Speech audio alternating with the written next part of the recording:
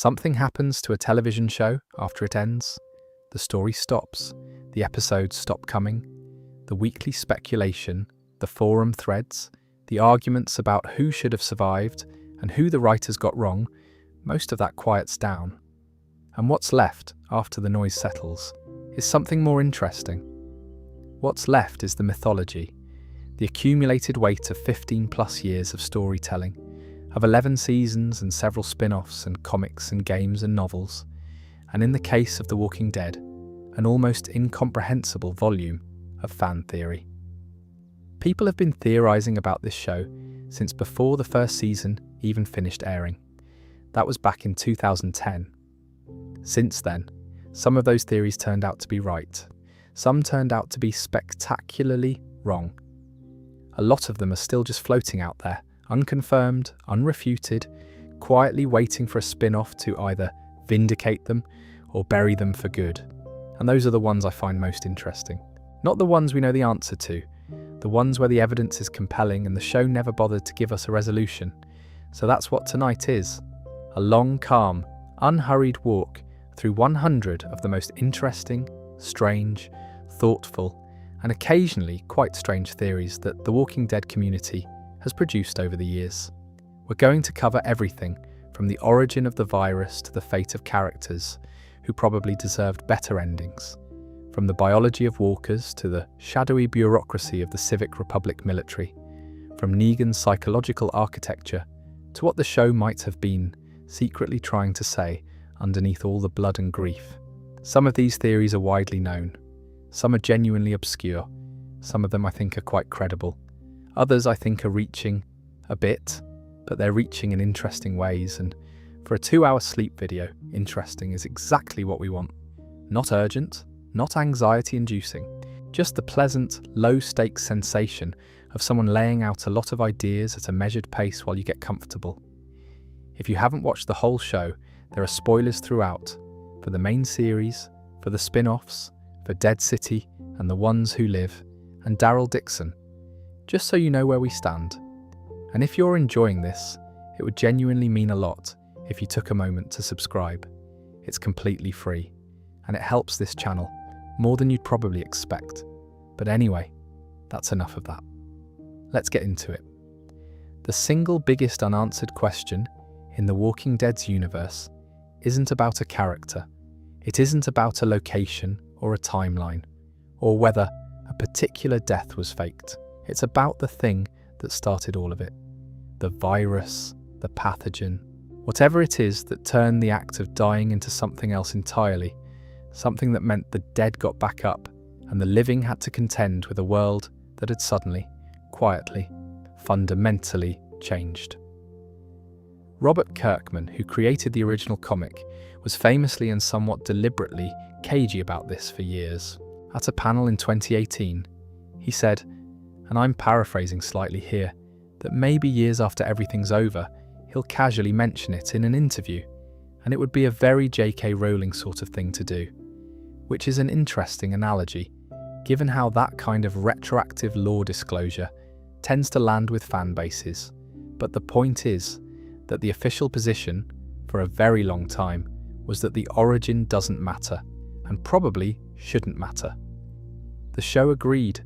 The characters never found out. Some of them stopped trying to find out. Fans, however, never stopped trying to find out. Theory 1. The space rock.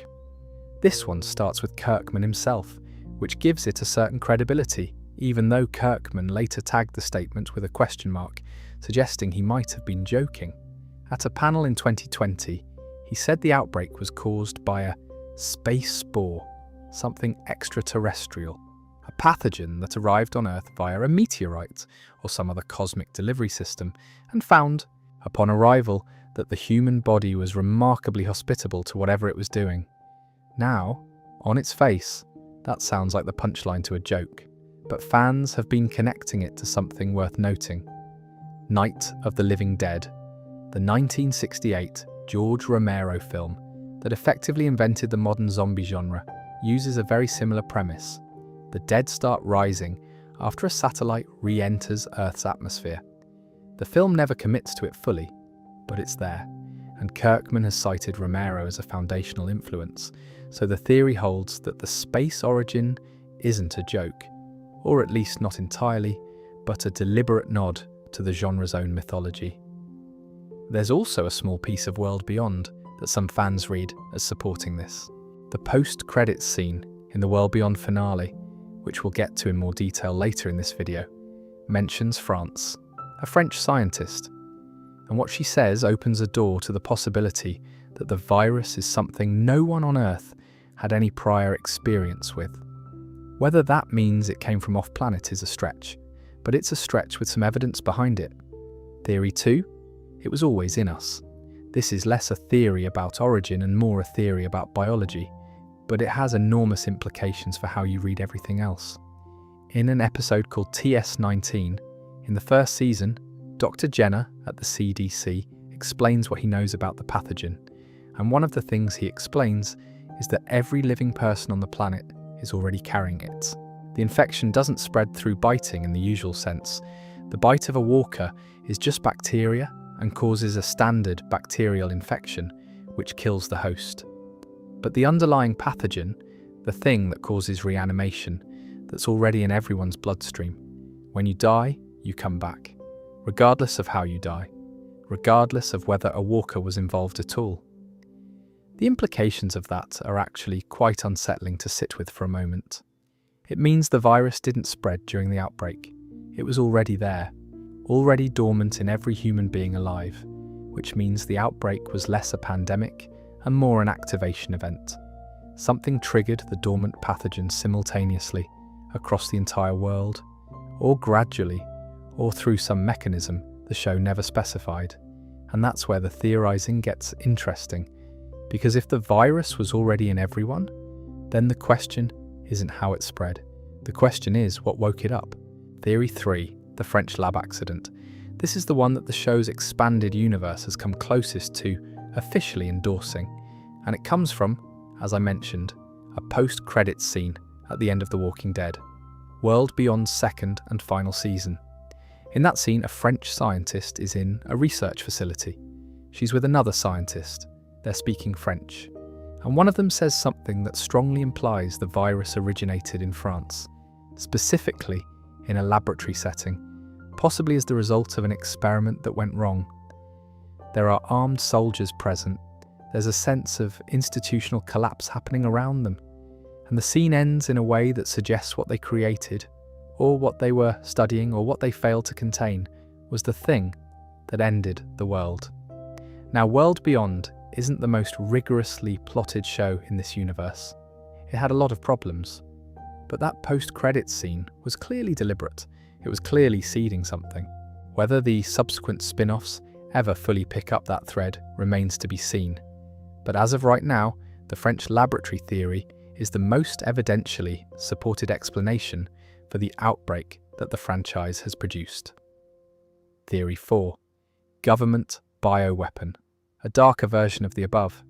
Not an accident, but a deliberate act. The theory holds that a government, possibly the United States, possibly a foreign power, possibly a coalition of some kind, developed the pathogen as a weapon and either deployed it intentionally or lost control of it.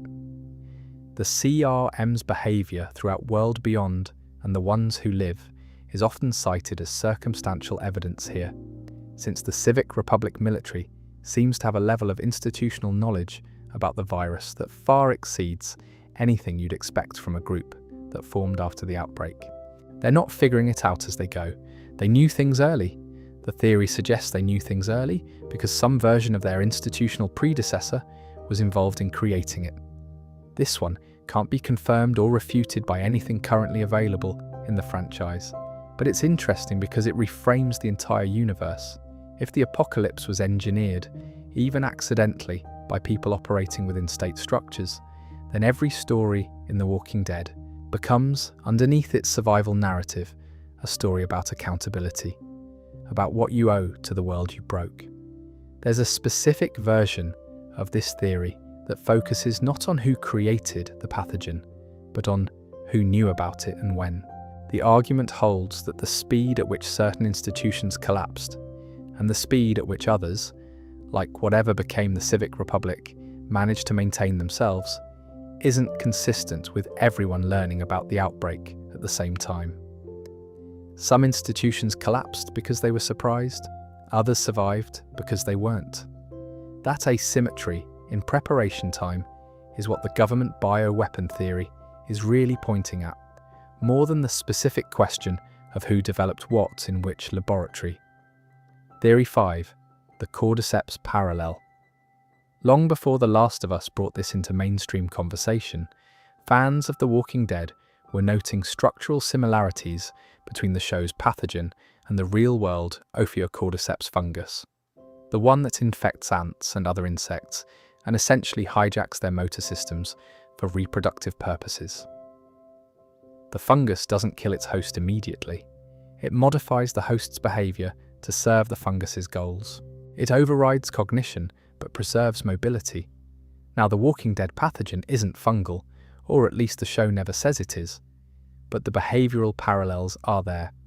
The preservation of motor function after cognitive death, the apparent indifference of the infected to self-preservation, the way the virus seems almost optimized for spread rather than for the survival of its host.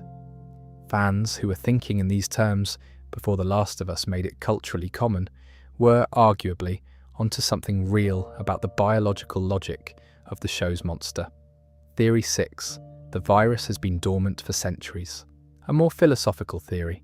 The idea that the pathogen isn't new, that it's ancient, possibly present in the fossil record, possibly the reason for historical unexplained mass mortality events, and that something specific in the early 21st century triggered a global activation.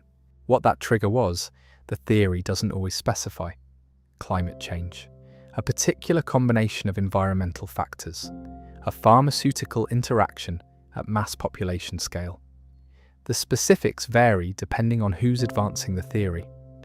What I find interesting about this one is that it makes the apocalypse feel less like a disaster and more like an inevitability. Like the world was always going to come to this. That's a bleak frame, but it's also curiously calming in a way I can't quite explain. Theory 7. Jenna knew more than he said. In that same first season episode, TS19, Jenna whispers something to Rick just before the CDC explodes. We don't hear what he says at the time. Later, in Season 2, Rick tells the group what Jenna told him, that everyone is infected, but fans have long wondered whether that was the entire whisper, or just the part Rick chose to share. There's a specific reading of Rick's behaviour throughout the middle seasons that suggests he was operating with information the audience didn't have. His willingness to make certain sacrifices, his apparent acceptance of things that others found difficult to accept. Some fans read this as Rick being more at peace with the biological reality of the world than he should have been. More than just knowing everyone was infected would explain. Whether Jenna told Rick something about the origin, or about an actual cure being close, or about the scale of institutional knowledge that existed before the CDC fell. The theory doesn't commit to a specific secret. It just argues that what we heard wasn't everything. One specific variant holds that Jenna told Rick that the pathogen had been studied before the outbreak, that it wasn't new, wasn't discovered during the crisis, but was something known to a small community of researchers. If Rick knew that, it would explain a lot about how he navigated certain institutional encounters later in the series. He would have known, going in, that the people at the top had always known more than they were letting on. Theory 8. The virus is evolving. The walkers in the later seasons of The Walking Dead behave differently from the walkers in the early seasons. They're slower in some respects. In other respects, they seem to have developed new capabilities. The variants in Season 11, who can think and use tools, for instance. Fans theorise that this isn't just inconsistent writing, though honestly it might partly be that, but that it reflects a genuine, in-universe evolution of the pathogen, that the virus is adapting, that its relationship with its hosts is changing over time in ways that suggest it has something like a developmental arc. This is interesting because if true, it means the threat isn't static. The Walker problem, 10 years into the apocalypse, isn't the same as the Walker problem on day one, which would mean every community that thinks it's got the situation figured out is actually working from outdated intelligence. Theory 9. The CRM had advance warning. Picking up a thread from the bioweapon theory, the specific version of this that focuses on the civic republic rather than on national governments. The alliance of the three, the pre-existing coalition of Omaha, Portland, and the civic republic, functioned at an institutional level that implies not just survival but continuity. Someone maintained those institutions through the initial outbreak. Someone had the infrastructure ready to not collapse. The theory holds that the civic republic, or its institutional predecessor, had some kind of advance knowledge. Not necessarily that they caused the outbreak, but that they had warning, that they knew it was coming, that the evacuation and the continuity planning happened before most people knew there was anything to evacuate from. Theory 10. Kirkman's real answer. And then there's this one, which is less a fan theory and more a reading of everything Kirkman has actually said across many years of interviews and panels. Put it all together and a picture emerges that isn't quite the origin doesn't matter and isn't quite it came from space. It's something more like the origin was never the story Kirkman was interested in telling, and the deliberate ambiguity was a choice about focus rather than a gap in his thinking. There's something I find genuinely satisfying about that as a storytelling decision, even if it's frustrating as a lore consumer. The Walking Dead was always about what the catastrophe revealed about people, not what caused it. The cause being unknown is part of how the show maintains its focus on the human rather than the biological. Whether that philosophy holds up across an ever-expanding universe with multiple spin-offs and a growing institutional mythology around the CRM, that's less clear. But as an origin story for the show's deliberate silence, it makes a certain kind of sense. There is probably more fan theory concentrated around Rick Grimes than around any other single character in the franchise, which makes sense. He was the central figure for 8 seasons. He was the show's lens, its filter, its moral and physical compass. And then he was gone. Not dead, but gone, lifted away in a helicopter in an episode called What Comes After in Season 9, leaving behind a community that had to figure out what it was without him, and a fan base that spent the next 4 years speculating about what the CRM had done with him. The Ones Who Live, the 2024 miniseries that finally resolved his story, answered some questions and introduced new ones. Partly that's just what sequels do, but partly it's because Rick Grimes generates questions, the way the show generates walkers, constantly, and in ways that resist easy resolution. Theory 11. The Coma Dream. This is the oldest Walking Dead fan theory, and the one that simply refuses to die, which is appropriate for a show about things that won't stay dead. The theory is that Rick never woke up from his coma. He was shot in the line of duty before the outbreak, admitted to King County Hospital, slipped into a coma, and everything that follows, the hospital waking, the bicycle girl, Carl, Laurie, Shane, the prison, all of it is an extended hallucination produced by a dying brain. Robert Kirkman did actually address this once, tweeting, "Rick is not still in a coma. The events of TWD are definitely happening." And then, a few minutes later, posted a follow-up that said, "But Carl and everyone else are all imagined. He actually never found his family. He's been crazy since he killed his first zombie." And then added the hashtag joking.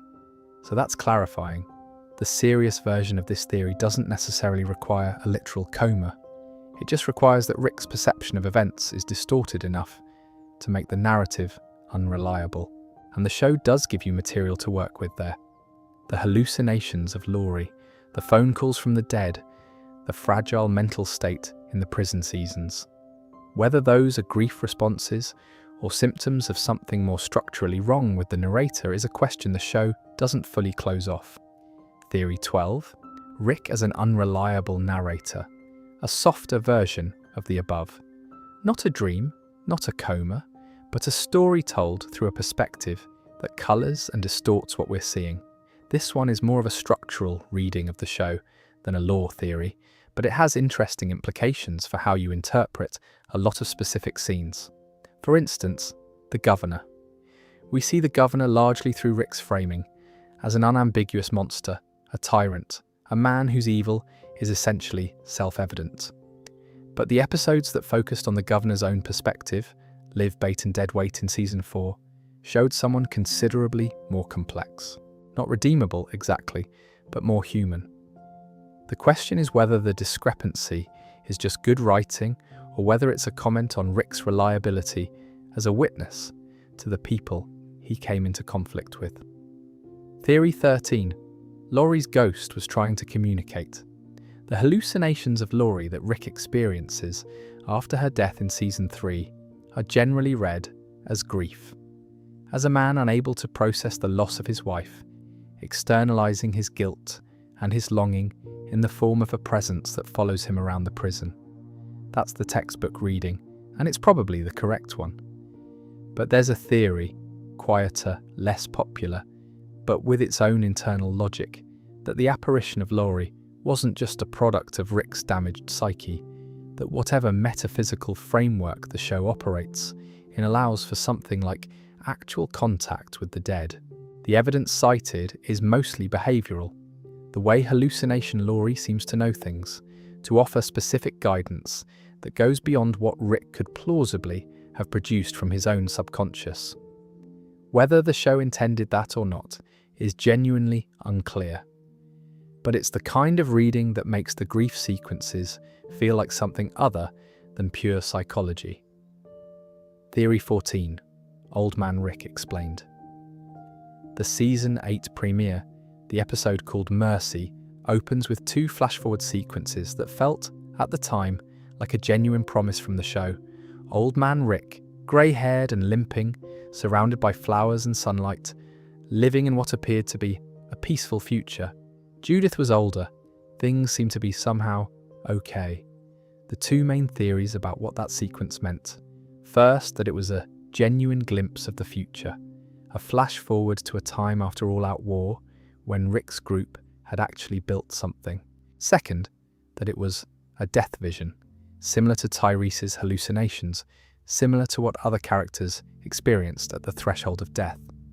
That Rick was dying somewhere in the present timeline, and those sun-dappled images were his mind constructing a version of the life he'd hoped to live. The show never resolved this cleanly. Rick didn't die at the end of all-out war. He didn't get to live out that peaceful future either, not in the way the images suggested. What The Ones Who Live eventually gave us was a different kind of resolution, one that honoured the emotional content of those flash-forwards without literally delivering them. Whether that counts as confirmation of either theory is a matter of interpretation. Theory 15. Rick chose to stay with the CRM. This is a theory that The Ones Who Live both complicated and partially confirmed, so it's worth thinking about carefully. The received wisdom for the years between Season 9 and the miniseries was that Rick was being held captive, that the CRM had him and wouldn't let him go, and he was desperately trying to get back to his family. The miniseries revealed that the reality was more complicated than that. Rick did have opportunities to leave that he didn't take, or took and then reversed. And the theory that some fans had been advancing, that Rick made a rational calculation about staying, turns out to have some truth to it, though the specifics are darker and more psychologically complex than the simple version of the theory suggested. What I find interesting about this is how it reframes the years of absence. If Rick stayed in part by choice, in part out of a strategic assessment about how to protect his family from a distance, then his separation from Michonne and Judith and the community takes on a different emotional weight. Not just tragedy mixed with agency, which is a more complicated thing to sit with. Theory 16. Rick is immune. There are moments in the show where Rick survives things he probably shouldn't have survived, and the question of whether this represents authorial convenience or in-universe biology is one that fans have debated seriously. The The specific incidents cited vary depending on who's making the argument, but a few are particularly compelling. The quantity of Walker blood and fluid he's been exposed to over the years, without apparent secondary infection, certain wound survivals, and a handful of interactions with infected people at close range that should, by the show's own established biology, have carried a much higher risk than they appeared to. The counter-argument is that Rick has always received preferential treatment from the narrative because he's the protagonist, and that reading biological immunity into that is just finding a pattern in authorial convenience, which is probably the right answer, but probably isn't certainly, and the immunity theory is interesting enough that it survived the show's run without being definitively closed off. Theory 17. The A/B classification system. When Jadis, or Anne, depending on which version of her identity you prefer, contacts the CRM helicopter in Season 9, she refers to Rick as a B. In an earlier interaction, she described someone else as an A. The show did eventually explain this in The Ones Who Live. An A is essentially a fighter, a leader, someone with the capacity for significant resistance and the will to exercise it. A B is more compliant, more useful for long-term integration into the civic republic systems. But the explanation offered in the miniseries didn't close off all the interpretive space. Some fans still maintain that the classification system reflects something biological rather than behavioural, that the CRM was conducting experiments on its intake that required subjects with different profiles, and that A and B refer to experimental cohorts rather than threat assessment categories. World Beyond's laboratory scenes are cited in support of this. Exactly which theory is correct, the show has never quite resolved to everyone's satisfaction. Theory 18. Rick is the real villain. This is the one that serious Walking Dead analysis tends to circle back to eventually, usually with some discomfort, because it requires engaging with things the show would rather you admire than examine. The theory holds that Rick Grimes, over the course of the series, became indistinguishable from the antagonists he defeated, that he became the governor, that he became, in certain respects, a version of Negan. The evidence is extensive if you're willing to look for it.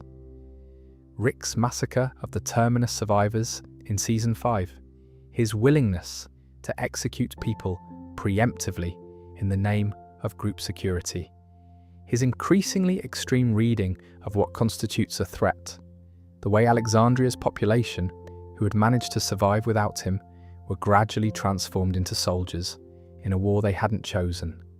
This theory doesn't require that Rick was a bad person or a bad character.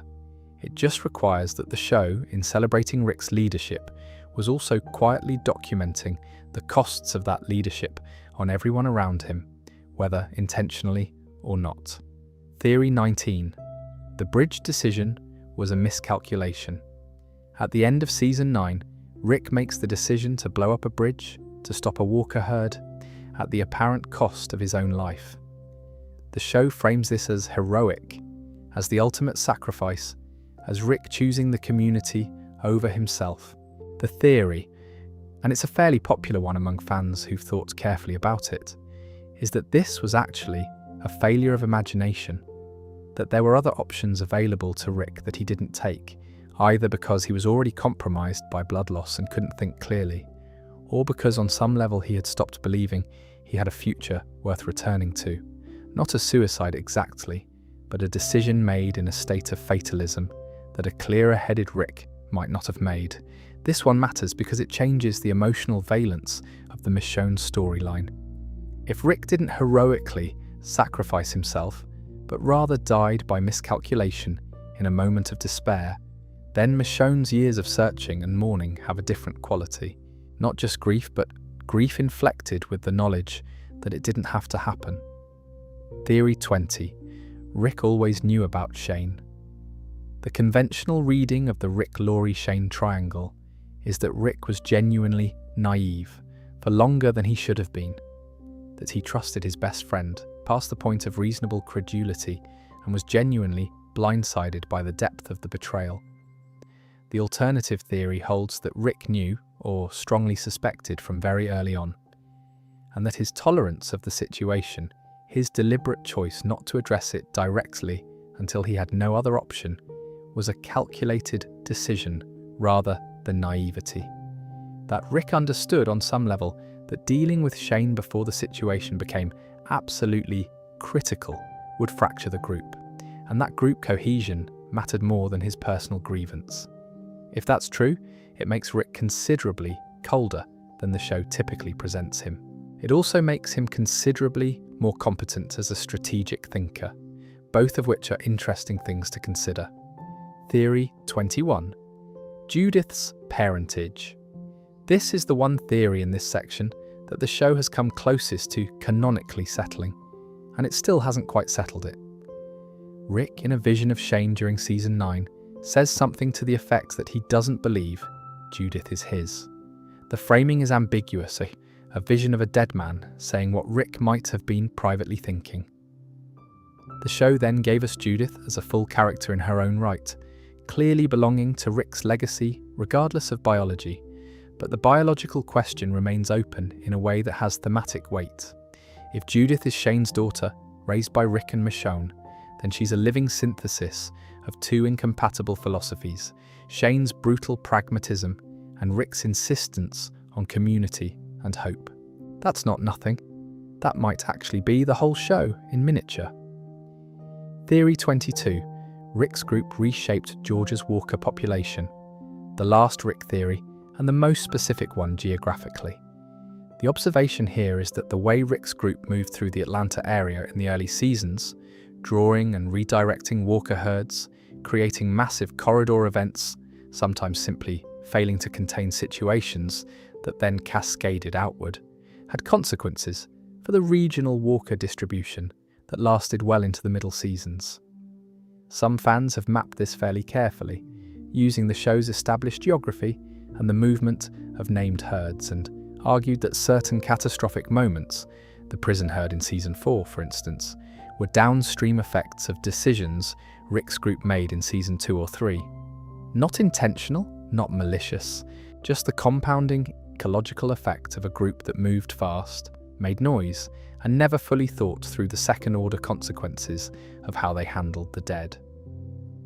Before we move on, make sure to subscribe if you're enjoying this breakdown. Not every death in The Walking Dead felt earned. Some felt premature, some felt like storytelling errors that the show spent subsequent seasons trying to compensate for. Some felt like they were serving a purpose the writers never quite made explicit. And around all of those deaths, fans have built theories, not just about how the character might have survived, but about what the death was supposed to mean, and whether it succeeded at meaning that. Theory 23. Glenn's dumpster and what it cost. The season 6 fake-out, in which Glenn appeared to fall beneath a Walker herd and die, and then survived by hiding under Nicholas's body, was not in itself a death theory, but it created the conditions for one of the most sustained and passionate death theories the show produced. The belief, held by a significant subset of fans going into the season 7 premiere, that Glenn's actual death at Negan's hands was also somehow going to be reversed. It wasn't. Negan killed Abraham, and then Glenn in the episode called "The Day Will Come When You Won't Be," and both deaths were final. But the theory itself, the belief that the show had trained its audience to expect fake-outs, was accurate as a reading of the dynamic that had developed. The show had spent the back half of season 6 suggesting that survival was contingent and reversible. When it then delivered a death that was neither contingent nor reversible, it landed harder than it might have. But it also landed inside a context of damaged trust that the fake-out had created, and a meaningful number of viewers never quite forgave the show for that combination. Theory 24. Carl's bite was from a whisperer. This is one of the most specific and, if I'm honest, most passionate theories in the show's history. Carl's death in season 8, the revelation that he'd been bitten, the way his death played out across the mid-season, finale and premiere, was greeted by a portion of the fan base with something stronger than grief. It was greeted with suspicion. The Whisperers, the group of survivors who wear walker skin and move among the dead, were being seeded in Season 8. There were hints, odd walker behaviour, a walker whose skin appeared to have been interfered with. The theory holds that Carl wasn't bitten by a walker at all, but by a Whisperer, a human in a walker suit, and that his death was therefore not just a tragedy, but a murder committed by an enemy the show was preparing to introduce. The implication being that the bite wasn't from the virus at all, and that, in theory, Carl might have survived. Showrunner Scott Gimple has never fully addressed this theory to everyone's satisfaction. The official line is that Carl was bitten while trying to save Sadiq. The theory persists, partly because Carl's death felt creatively wrong in a way that's hard to explain purely emotionally, and theories that reframe a senseless loss as a meaningful event serve a psychological function for the people who hold them. Theory 25. Beth was being set up for something major. Beth Green's arc through the first 4 seasons was, if you watch it now, clearly building towards something. She started the show as background, Herschel's younger daughter, a girl who almost didn't survive the emotional weight of the early apocalypse. She developed into someone with genuine agency and a specific kind of hope that the show needed and wasn't getting from other characters. Her arc with Daryl in Season 4 was the beginning of something the show appeared to be constructing carefully, and then she died in a hospital in Atlanta in an episode called Coda, shot in the head by a woman called Dawn, in a resolution to a storyline that felt rushed and undercooked relative to what the show had appeared to be building. Fans have theorized extensively about what Beth was being set up for. The most detailed versions of this theory posit that the writer who developed her arc had a much longer plan, one that would have placed Beth in a significant role in the Alexandria era, possibly as a foil to Rick's increasingly extreme pragmatism, possibly as a moral anchor in the way Herschel had been. Whether there was actually a plan, or whether the arc simply ended when Emily Kinney's availability or the writer's room's interest shifted, that's less clear, but the sense that something was abandoned there is hard to shake. Theory 26. Tyrese's visions were real. In the episode called What Happened and What's Going On, Tyrese dies from a walker bite. The episode is one of the most formally unusual things the show ever produced, a death sequence rendered as an extended hallucination in which Tyrese sees the dead. Beth, Bob, the governor, Martin, the girls from the Grove. The radio broadcast the dead used to make when everything was still functioning. The standard reading is that these are grief hallucinations. A dying brain, the same psychological mechanism that produced Rick's phone calls and Laurie's apparitions. The alternative reading holds that Tyrese was experiencing something genuinely metaphysical, that the dead in the Walking Dead universe don't simply disappear when their bodies stop working, that whatever consciousness they carried persists in some form, accessible at the threshold between life and death, and that what Tyrese witnessed in those final minutes was actual communication rather than invention. This theory doesn't require the show to have a specific theology. It just requires that the visions were received rather than generated.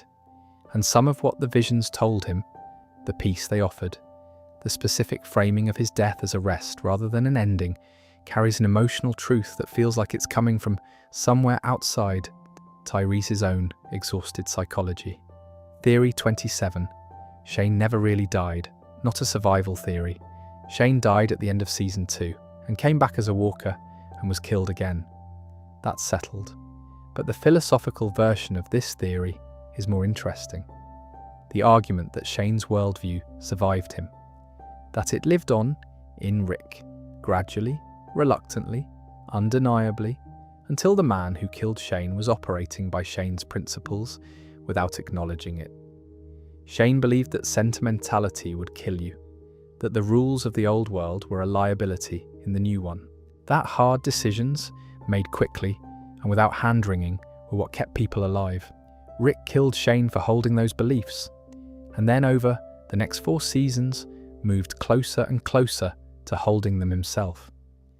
The theory frames Shane as the show's most honest prophet, someone who understood what the world had become before anyone else was willing to accept it, and whose death wasn't a refutation of his ideas, but a temporary suppression of them. Theory 28. Dale and the Road Not Taken. Dale Horvath was the show's first real moral anchor, not a fighter, not a strategist.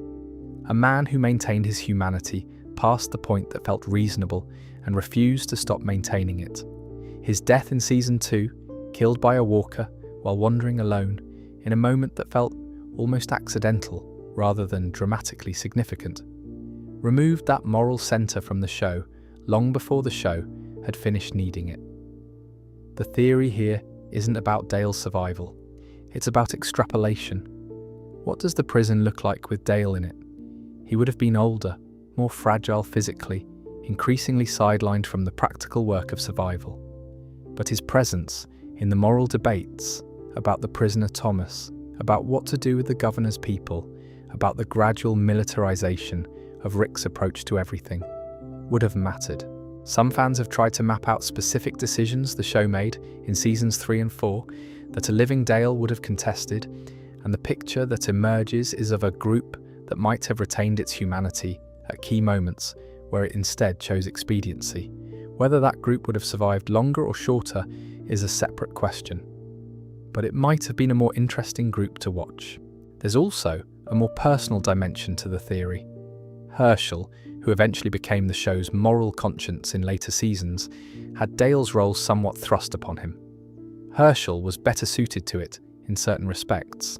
His faith gave him a framework that Dale's secular humanism didn't quite provide. But Herschel came to that role later in his arc, after a period of grief and withdrawal that left the group morally rudderless. Dale would have been there from the start. The continuity of moral challenge would have looked very different. Whether the show needed that continuity to tell the story it wanted to tell is worth thinking about. Theory 29. The governor's multiple personalities. Philip Blake, the man who became the governor, is introduced in the comics and in the show as someone whose pre-apocalypse identity and post-apocalypse identity are almost completely discontinuous. The man who ran Woodbury and the man who apparently existed before the outbreak share a name and a body and not much else. The theory holds that this isn't just character development under extreme circumstances. It's a representation of something more clinical, that the trauma of the early outbreak, the loss of his daughter Penny, specifically, produced a genuine dissociative split. That the governor wasn't Philip Blake under pressure. The governor was a different thing that occupied Philip Blake's body, after Philip Blake was no longer able to cope. The Season 4 episodes that return to his perspective, following him through his time with the Chandler family, are interesting in this light. There's a man in those episodes who seems to be trying to access something he's lost. Warmth, connection, the capacity for something other than control. And there are moments where it seems to be working. And then something tips and the governor comes back. And Philip, if Philip was ever genuinely present, disappears again. Theory 30. Herschel's death was the point of no return. In the episode Too Far Gone, at the end of Season 4's first half, the governor decapitates Herschel Green with Michonne's sword. It's one of the most genuinely shocking moments the show ever produced. Herschel was 73 years old in the show's timeline, recovering from the amputation of his own leg, clearly not a physical threat to anyone. His death is arbitrary in the way that actual violence is arbitrary, not because it serves a narrative purpose, but because a man with a sword decided to do it. The theory built around Herschel's death isn't about the event itself, but about what it represents structurally. The argument is that Herschel was the prison community's moral imagination, not its conscience exactly. Rick had a conscience, conflicted as it was. Herschel was something deeper, the person who maintained the framework within which moral reasoning could happen. His faith, his patience, his willingness to see people as what they could become rather than what they were, created a kind of ethical infrastructure that held the group together. After he died, the show never quite found that infrastructure again. Every subsequent community the survivors built felt more provisional, more brittle, more morally contingent. Not because the writers stopped trying, but because the show had destroyed the character who embodied the aspiration to be something better. Theory 31. Siddiq and the Whisperer Sleeper Agent. The revelation in Season 10 that Dante, a trusted member of the Alexandria community and a healer working alongside Siddiq, was actually a Whisperer spy placed inside Alexandria years earlier, is one of the more disturbing long-game plots the show constructed. And Siddiq's death at Dante's hands, after Siddiq began to recover the memories of what he'd witnessed at the Border Massacre, is one of the few deaths in the later seasons that carries genuine weight. The theory around this death is less about the death itself and more about what it implies for the Whisperer operation. If Dante was inside Alexandria for years without detection, how many other communities had Whisperer plants? The show suggests Alpha's intelligence network was extensive. The Border Massacres weren't just violence, they were data collection. Alpha knew things about the communities that she could only have known through embedded observers. Siddiq's death was the closing of a loop that had opened long before the Whisperers were even known to exist. Theory 32. Abraham's death was prophesied by Abraham. This last one is quieter and more character-specific. Abraham Ford, in the episodes before his death, underwent a shift. His relationship with Rosita ended. His connection with Sasha deepened. And at some point in those final episodes, he said something to Sasha that fans have returned to again and again. Something about how, once you accept that you have something to lose, the world becomes a different place to live in.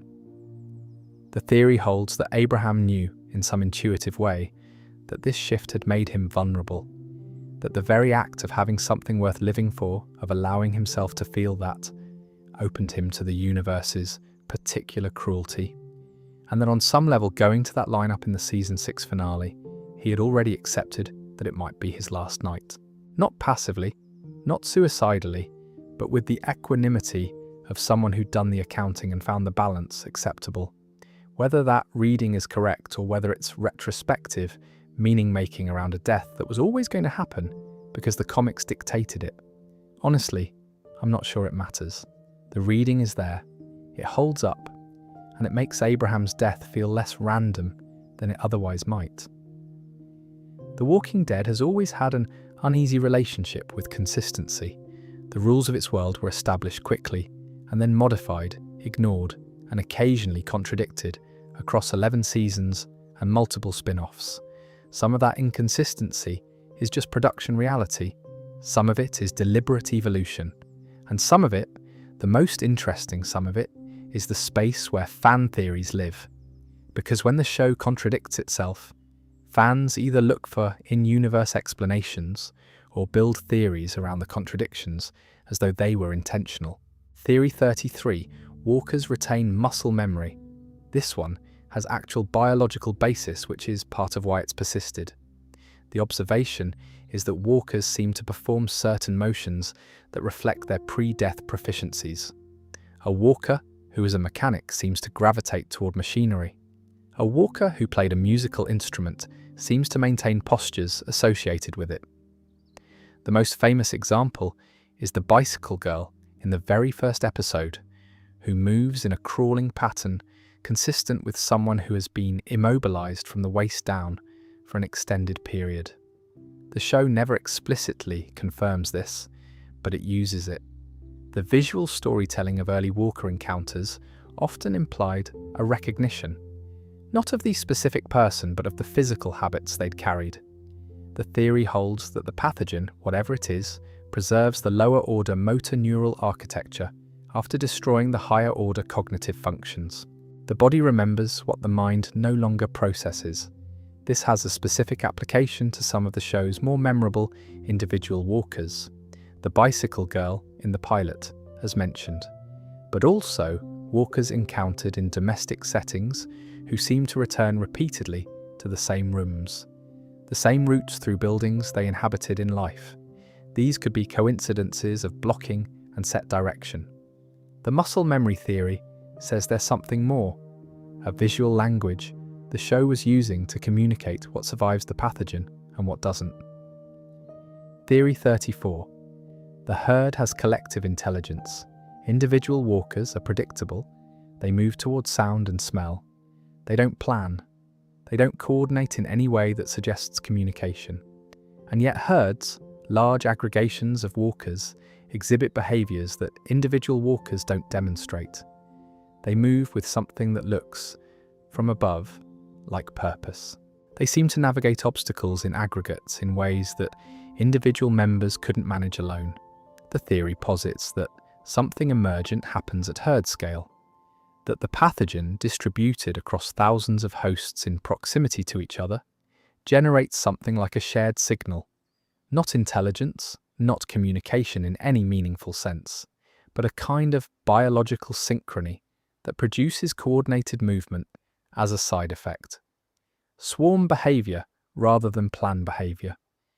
This theory is cited by fans who noticed that certain massive herds in the show, the Season 6 Quarry herd, Alpha's herd in Seasons 9 and 10, seemed to behave in ways that implied something more than random aggregation. Whether the show intended that reading is genuinely unclear. Theory 35. Decomposition should have ended the apocalypse.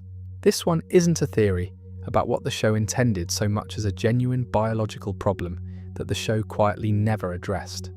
A human body, under average environmental conditions, begins significant decomposition within days of death.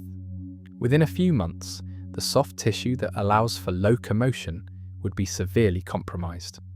Within a year, in most climates, the musculature required for a walker to walk would be largely gone. The walkers in Season 10 should not, by any reasonable biological accounting, exist. They were made in Season 1. They should be piles of bone by the time Daryl and Carol are navigating them. Fan theories to explain this range from the mundane. The pathogen actively retards decomposition as a host preservation mechanism, similar to how some parasites extend the viability of their hosts, to the genuinely interesting, which is that the walkers we're seeing in later seasons aren't mostly the original outbreak. They're a constant renewal cycle of new dead.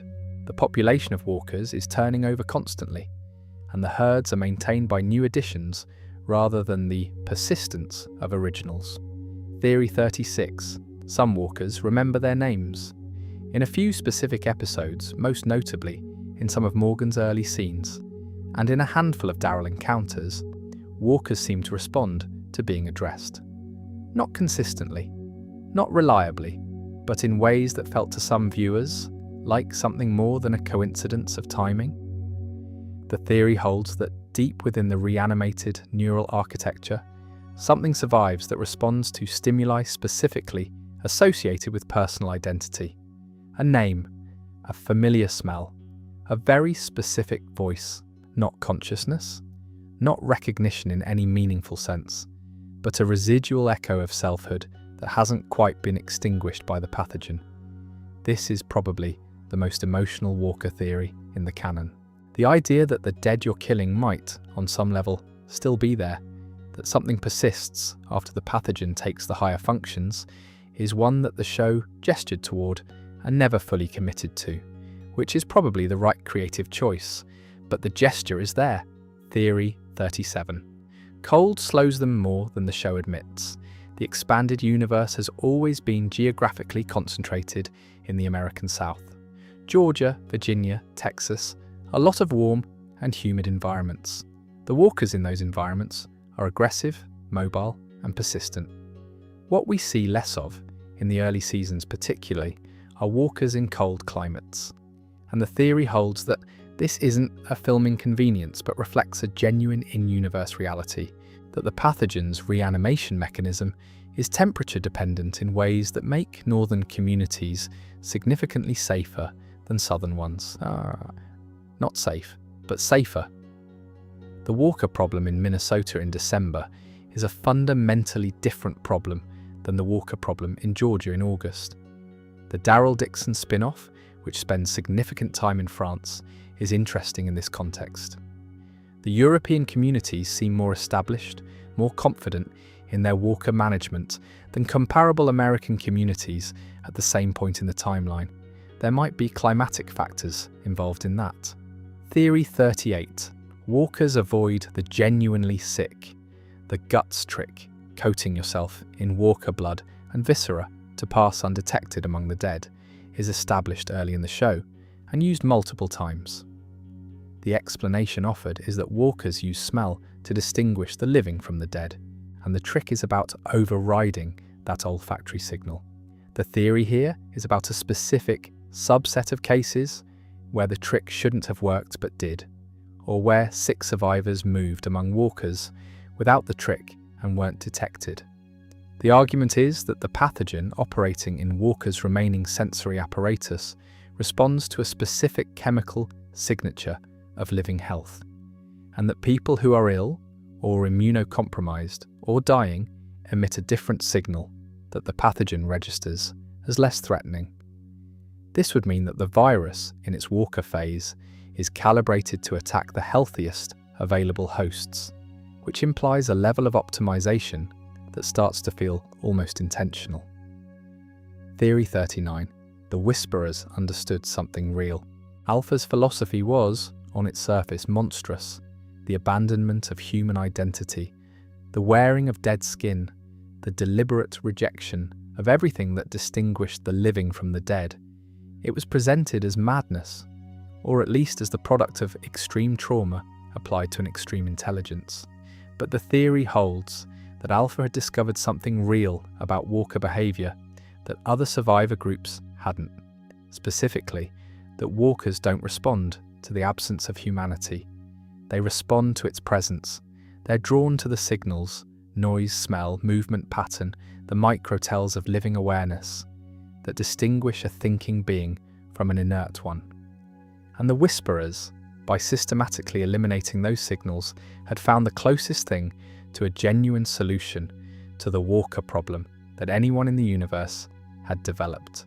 Not a good solution, not a human solution, but an effective one on its own terms.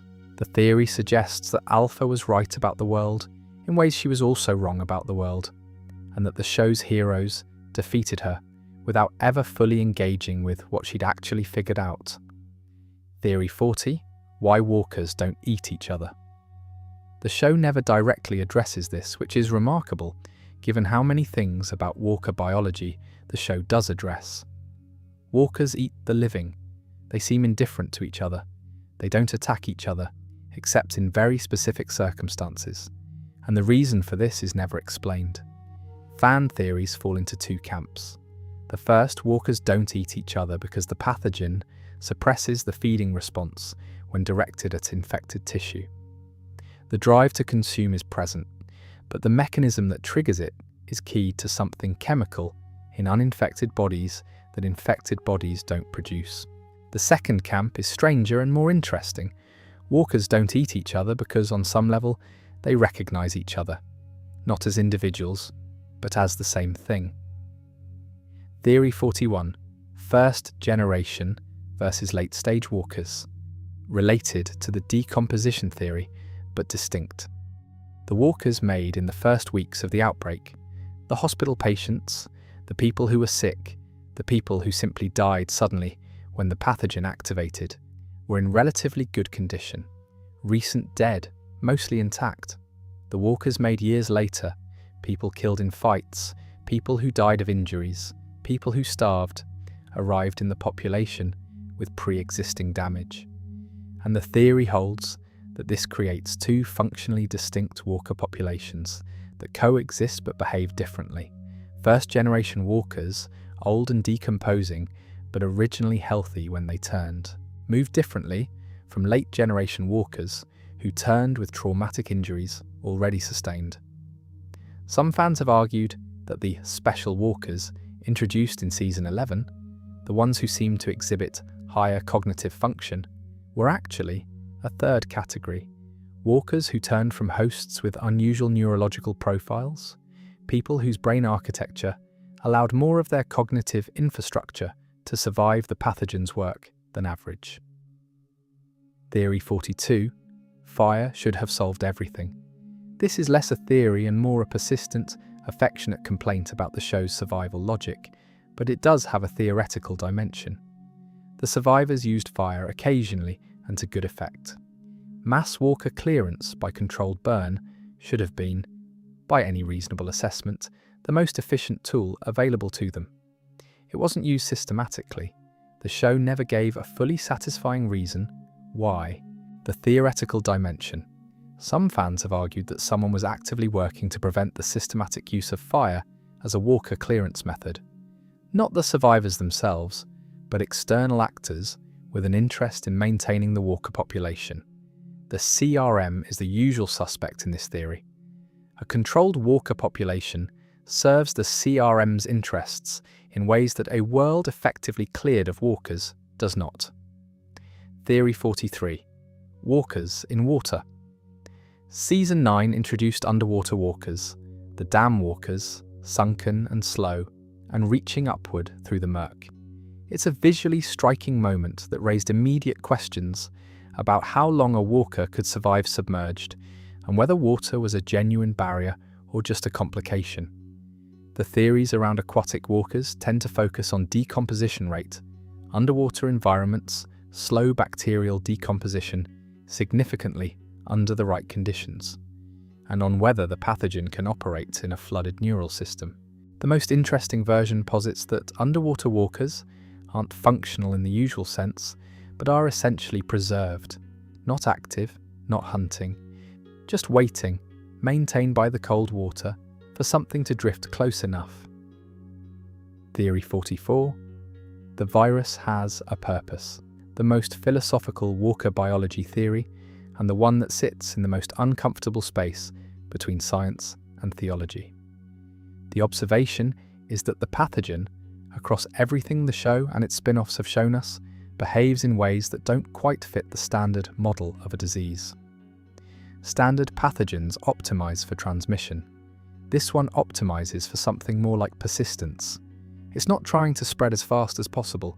It's not burning through populations with maximum virulence. It's maintaining itself in a specific kind of host, at a specific level of mobility, in a way that keeps it present in the environment across very long timescales.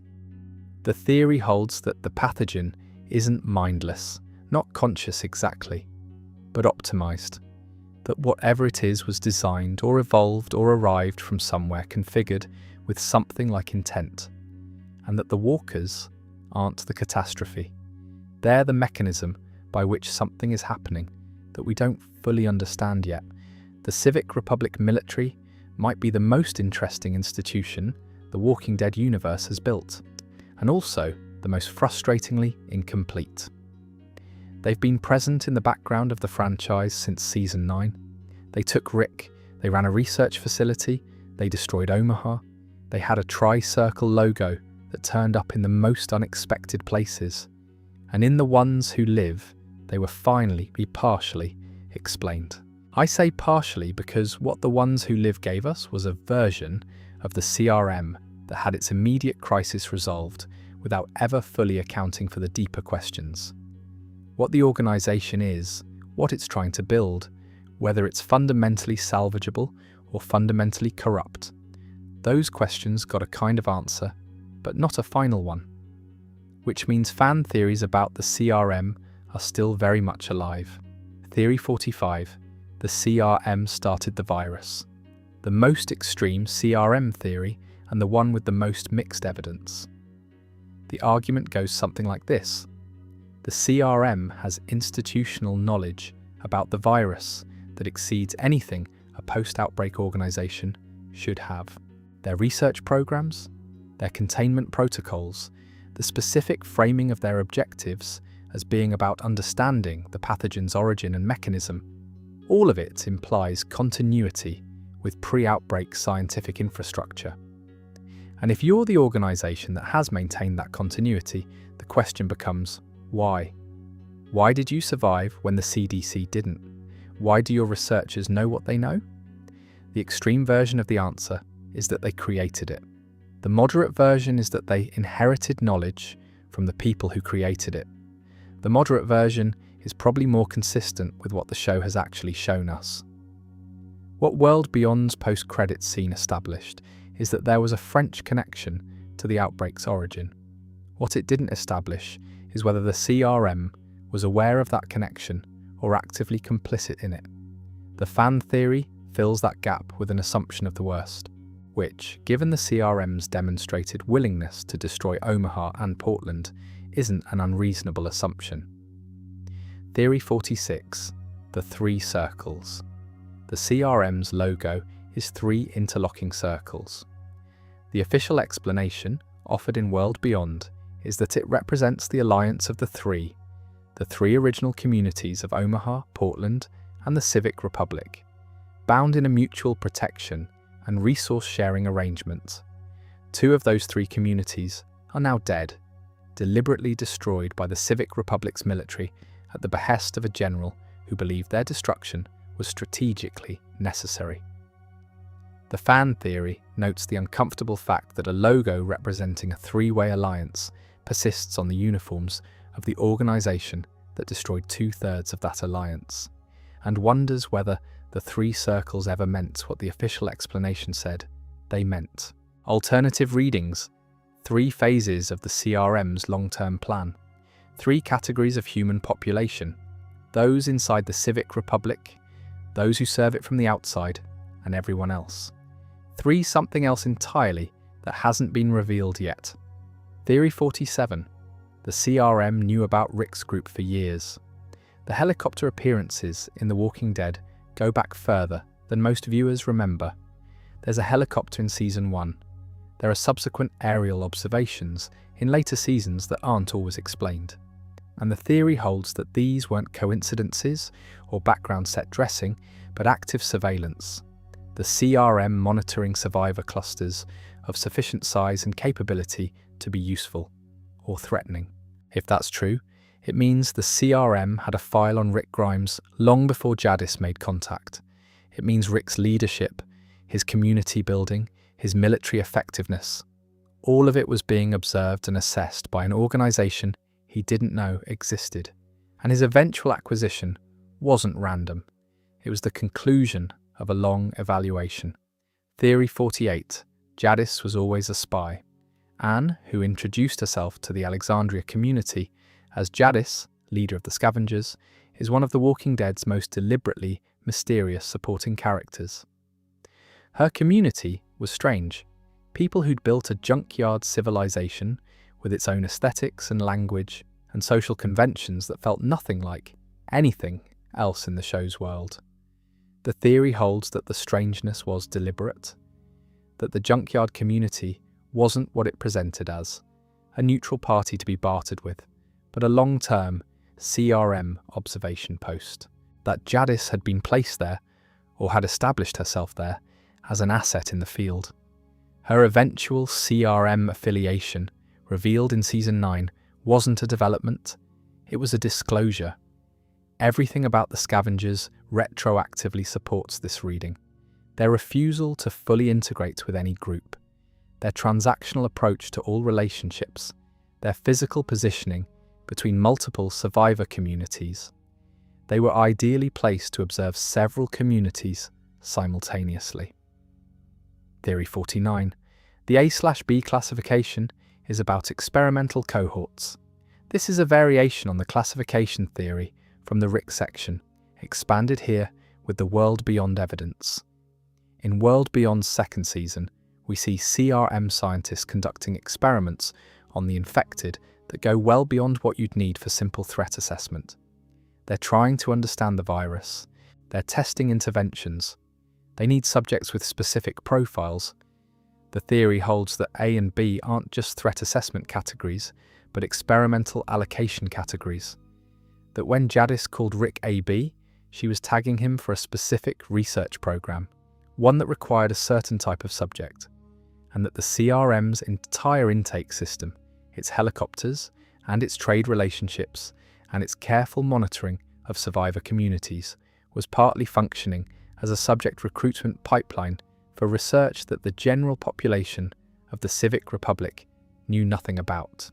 This is dark in a specific way that the show has been moving toward, but not quite arrived at.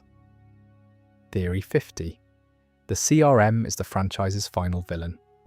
Looking at the shape of the franchise as a whole, the main series, the spin-offs, the implied future, There's a theory about where all of it is going. The theory is that the CRM is the final antagonist, that everything is converging toward a confrontation between the surviving major characters and the institution that has been operating in the background for 15 years. The ones who live gestures toward resolution. Beale is dead, the frontliners are dead, the council is reforming the military. But the civic republic itself, with 200,000 people and an intact institutional structure, is still there. Still has resources, still has whatever secrets it's been holding about the virus's origin and the pre-outbreak world, still has the capacity to be whatever it needs to be for the story to require it. Every major surviving character in the franchise is in some relationship to the CRM Daryl through his European discoveries, Maggie and Negan, and through whatever Dead City was building toward. Rick and Michonne, now presumably operating with inside knowledge, the theory holds that the franchise is assembling its cast for a final act, and the CRM is what that final act is about. Theory 51. The Civic Republic is worse than the apocalypse. The ones who live showed us the interior of the Civic Republic. 200,000 people living in relative safety and comfort, governed by a civilian council, serviced by a military that operates by its own rules outside civilian oversight. It looked, by post-apocalyptic standards, not bad. But the theory holds that the Civic Republic is a dystopia in the specific sense that it's a society whose survival mechanisms have consumed its stated values. The CRM destroyed 2 allied communities to prevent resource competition. It conducted unethical experiments on involuntary subjects. It maintained its position through the systematic elimination of threats, which means it's always in the business of deciding what counts as a threat. A society that survives by destroying everything that challenges it is not a society in any meaningful sense. It's an organization that uses society as a costume, and the 200,000 people living inside it may not know what their safety is built on. Theory 52. The helicopter runs are body disposal. This one is bleaker than it might first appear. The CRM helicopters pick people up. They take them somewhere. Some of them, like Rick, end up in the Civic Republic. Some of them, presumably, don't. The theory holds that the helicopter runs aren't rescue missions, even by the CRM's own internal logic.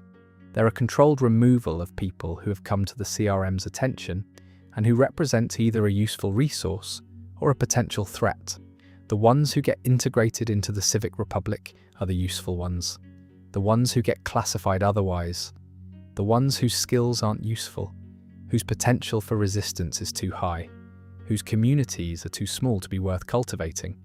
The theory suggests those aren't taken to safety. It's a theory the show hasn't confirmed. The ones who live showed us a Rick who ended up in a complicated but survivable situation. It didn't show us what typically happens. The gap between those two things is where this theory lives. Before we move on, if you are enjoying this, please consider subscribing. It helps the channel tremendously. There's an argument, not a fringe one, that the Whisperers were the most genuinely disturbing thing The Walking Dead ever introduced. Not because they were violent. The show had villains far more violent than Alpha and Beta, but because the Whisperers were the first antagonist group whose philosophy was actually worth engaging with. The Governor was a tyrant. Negan was a warlord. Alpha was something stranger, a person who had looked at the world clearly and arrived at conclusions that most people find intolerable because they are too honest about what the apocalypse had actually made possible. Theory 53. Alpha's second child. There's a specific piece of Alpha's backstory that the show addressed, but some fans feel never fully resolved. Her daughter Lydia is the one we know, the one whose captivity served as leverage, the one who eventually chose a different path. But there's a theory, built around a handful of lines and some behavioural observations, that Alpha had another child before Lydia, or that her history with children extended further than the show made explicit. The evidence is circumstantial. Certain things Alpha says about children. The specific intensity of her reaction to the Whisperer baby in Season 9. The way her control of Lydia seems calibrated by experience rather than instinct. Whether this theory reflects an abandoned storyline, a character note the writers were holding in reserve, or simply reading more into the material than is there, I genuinely don't know. But Alpha's relationship to children, including her own, is one of the areas where the show felt like it was gesturing at something it didn't quite reach. Theory 54. Beta was famous before the apocalypse. The show confirmed this one, eventually, in a way that was simultaneously satisfying and somewhat underplayed. Beta, whose face was known enough that the characters found old promotional material identifying him, had been a country music star, or at least a significant public figure in that world. The half-face Walker skin he wore, revealing one side of his features, was a way of maintaining anonymity, while also, if you read it right, displaying what he'd lost. The theory before the confirmation was more elaborate. Fans had noticed that Beta's size, his specific physicality, his awareness of how to perform for an audience, and the controlled way he managed his followers all suggested pre-apocalypse experience with public presence. The music career was the answer most people landed on, and the show agreed. But the theorizing around what that pre-existing identity meant for his psychology, why someone who'd had public identity would want to erase it so completely, is more interesting than the simple fact of his fame. Theory 55. The Whisperers weren't wrong. This is the theory I find genuinely worth sitting with, because it requires taking Alpha's arguments seriously, rather than dismissing it through the frame of her cruelty. Alpha's position, stripped of its more extreme applications, was roughly this: human civilization, in the conventional sense, was finished. The infrastructure that supported it was gone and wasn't coming back. The drive to rebuild, to reconstruct walls and hierarchies and the social contracts of the old world, was a form of denial, and denial was what got people killed. The survivors who had truly adapted were the ones who accepted what the world had become rather than mourning what it used to be. That argument is wrong in its conclusions. It doesn't follow from civilization, as we knew it is gone, that wearing dead skin and living among walkers is the optimal adaptation. But the premise is worth engaging with. Every major survivor community in the show's world has been destroyed. The farm, the prison, Woodbury, Alexandria was overrun, the kingdom fell, the hilltop burned. The Whisperers, with far fewer material resources, had survived for years. Whatever they were doing, it was working. The theory holds that no one in the show's surviving communities, not Rick, not Carol, not Daryl, not the leadership of the Commonwealth, ever seriously grappled with the practical intelligence embedded in Alpha's philosophy. They defeated her militarily. They never answered her argument. And there's a follow-on point worth making here. The communities that eventually achieved relative stability in the show's later seasons, Alexandria in Season 11, the Commonwealth, did so by doing something closer to what Alpha was arguing for than any of them would have acknowledged. They accepted that the old world was gone. They stopped trying to maintain its forms and started building new ones from the available materials. The difference between what they built and what the Whisperers built was largely in the specifics of which human needs they prioritized. Both were adaptations. The show just presented one as civilization and the other as madness, without ever quite making the case that they were as different in kind as the framing suggested. Theory 56. Alpha and Lydia, control as a form of love. The relationship between Alpha and Lydia is presented primarily as abusive, which it was. But the theory builds a more complicated psychology underneath the abuse. The argument that Alpha's treatment of Lydia, the hardening, the withholding of comfort, the deliberate creation of pain, was understood by Alpha as preparation. As the only kind of love available to a woman who had decided the world required a specific kind of person to survive it, and who had decided that Lydia was going to be that person, whether Lydia wanted to be or not. Alpha was wrong about what Lydia needed, but she wasn't wrong exactly about what the world required.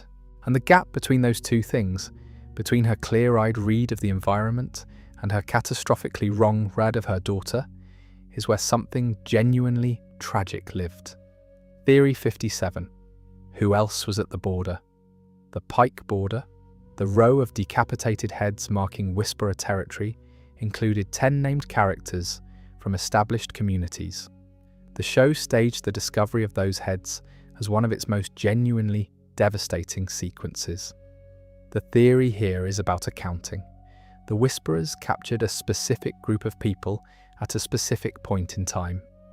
The logistics of that capture, the movements required, the timing, fans have mapped them and argued that more people should have been taken than the 10 we saw. That there are deaths the communities never discovered. People who went missing in the same period and whose absence was attributed to other causes. It's a theory about the shadow of the event rather than the event itself. The idea that the border massacre was worse than the characters and the audience ever fully reckoned with. Theory 58. Gamma mirrored Carol. Mary, who became Gamma, Alpha's lieutenant, has an arc that parallels Carol's in ways that feel structurally deliberate. A woman who lost a child. A woman who responded to that loss by becoming something harder and more dangerous than she'd been before. A woman whose capacity for violence was always in service of a community's survival, even when the community was the wrong one. Carol had Alexandria, and then the kingdom, and then various iterations of the same impulse. To find a wall worth standing behind. Gamma had the Whisperers, which is a terrible answer to the same need, and her eventual defection to the other side mirrors Carol's various moments of choosing people over philosophy. The theory holds that Gamma's arc was a deliberate echo, that the writers were making a specific point about how the same emotional architecture, grief, love, the drive to belong to something worth protecting, could lead to radically different destinations depending on which community you encountered first. Theory 59. Alpha's herds outlived her. When Alpha died, her walker army didn't disappear. The massive herds she'd spent years cultivating and directing, herds large enough to level communities, were still out there. They dispersed eventually, but the theory holds that they didn't fully dissolve, that the aggregations Alpha had built, some of which had been growing for years and incorporated their own internal dynamics, were too large and too established to simply scatter. The implication for the later seasons and the spin-offs is that wherever those herds went, they're still there. Somewhere, drifting, large enough to be catastrophic if they encountered anything. The absence of named Whisperer herds from the spin-offs doesn't mean they're gone. It might just mean no one's found them yet. Theory 60. A new Whisperer group will emerge. The final Whisperer theory, and the most forward-looking, the Whisperers were destroyed as a group, but their philosophy, which predated Alpha, which was discovered or developed by someone before she became its leader, wasn't destroyed. Ideas aren't killed the way people are, and the theory holds that somewhere in the Walking Dead universe, in some community or among some group of isolated survivors, someone has arrived independently at the same conclusions Alpha arrived at, maybe with less cruelty, maybe with more. But the philosophical position, that adaptation to the Walker world means accepting the Walker world, not resisting it, is one that the environmental pressures of the apocalypse will keep generating.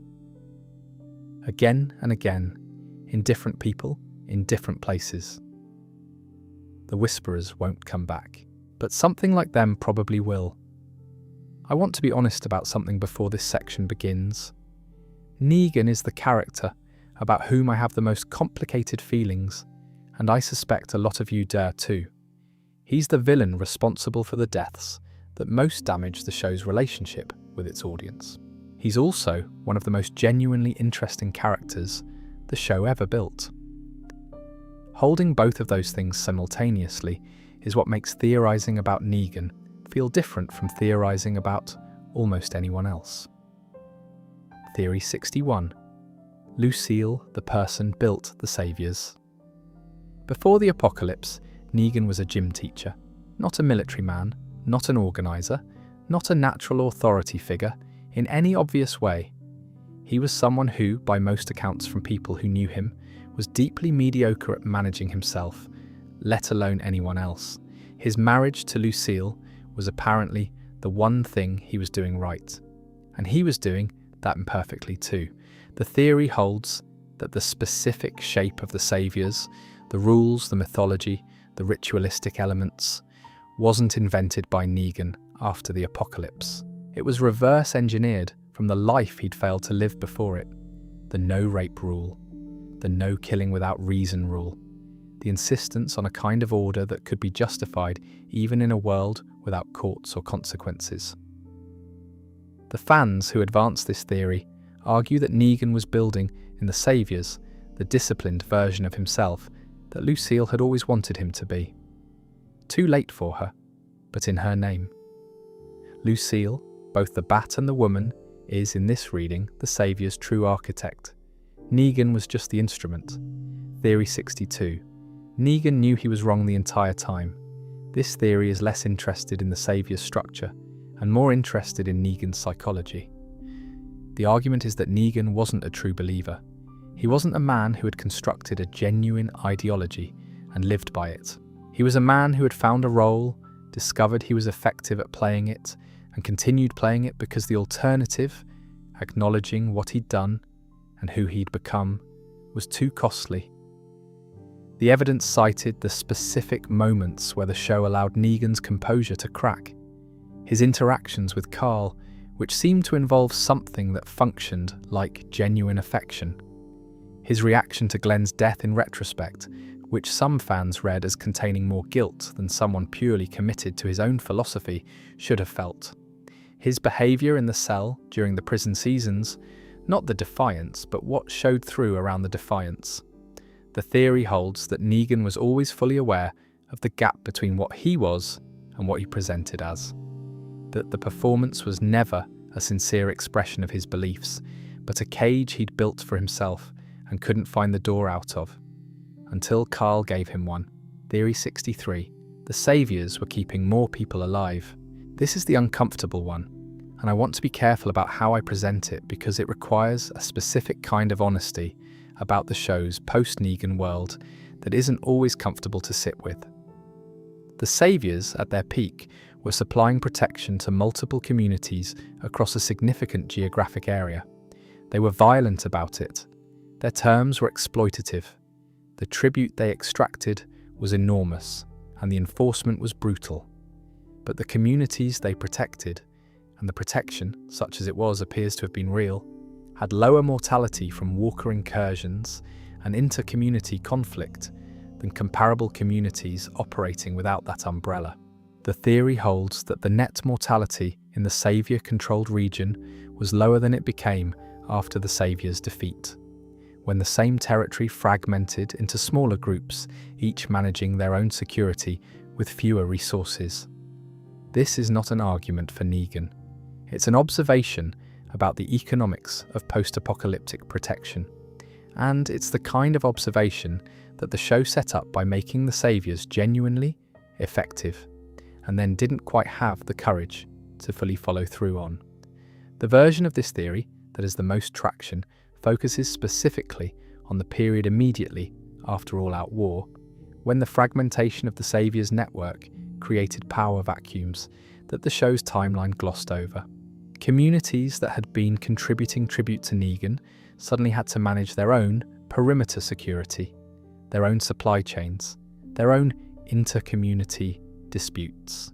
Some of them thrived in the new arrangement. Others, the theory suggests, didn't survive the transition. The show wasn't interested in those communities, but they were there in the show's world, and the theory asks you to hold their implied existence in mind when assessing what the defeat of the Saviors actually cost. Theory 64. Negan's redemption was earned. For those who believe it, the case, Negan's redemption arc spanned 3 full seasons. It included his captivity, his specific conversations with Carl, his interactions with Father Gabriel, his eventual choice to undermine the Saviors from within during the Whisperer arc by killing Alpha. That last action in particular, killing the woman he'd been closest to among the Whisperers, killing her specifically to protect people he had every reason to despise, is cited as the moment the arc closed. The emotional logic of the redemption is that it was never about deserving forgiveness. It was about choosing, repeatedly, against your own interests and instincts, to act in ways consistent with the kind of person you want to be. Negan never asked for forgiveness. He just started making different choices. The theory holds that the show handled this honestly, and that the redemption is earned in the specific sense that the character did the work. Theory 65. Negan's redemption wasn't earned for those who don't. The case Glenn and Abraham are dead. Their families, Maggie specifically, carry the weight of that forever. Negan's eventual choices in the Whisperer arc, however consequential, were made for mixed motives and don't constitute payment of a debt that can't actually be paid. The redemption arc required the show to spend 3 seasons humanizing someone whose humanity the audience had watched him expend. And the effort involved in that humanization came at the cost of the time the show could have spent on characters who were already human and didn't need rebuilding. The specific version of this theory that I find most interesting: Negan's redemption was earned within the show's moral framework, but not within the moral framework the show's own events had created. The show had spent 2 seasons building an argument about accountability and consequence, and the redemption arc quietly set that argument aside because Jeffrey Dean Morgan is a compelling presence and the character had more story to tell. Both theories are coherent. I genuinely don't think there's a right answer. Theory 66. Lucille the Bat has its own meaning. The bat wrapped in barbed wire that Negan named after his wife. The theory here is about the object as a symbolic system, what the bat represents at each stage of Negan's arc, and why the show made specific choices about its fate. At the beginning, the bat is power, the instrument of Negan's authority, named for the thing he'd lost in a gesture that combined grief with menace. As the arc progresses, it becomes something else, a burden, a marker of who he was, something he carries but can't put down. By the time the bat is finally gone from the story, its disappearance registers as a release, not forgiveness, just a setting down of something that had been held too long. The theory holds that the bat's presence and absence tracks Negan's internal state more accurately than his dialogue does. That whenever you want to know where Negan actually is, emotionally, you look at how he's holding the bat rather than what he's saying. Theory 67. Negan only hurt people who could fight back. This is a behavioural observation rather than a psychological theory, but it's one that fans have documented quite carefully. The Saviours under Negan were violent, but the violence was, with some specific exceptions, targeted. People who challenged Negan died. People who submitted to the system generally didn't. And the theory holds that this wasn't coincidence, but principle. That Negan had a rule, articulated or not, that violence should be directed at people who had the capacity to resist it. The specific exceptions, the times when Negan's violence went beyond this principle, are cited as the moments where the psychology broke down.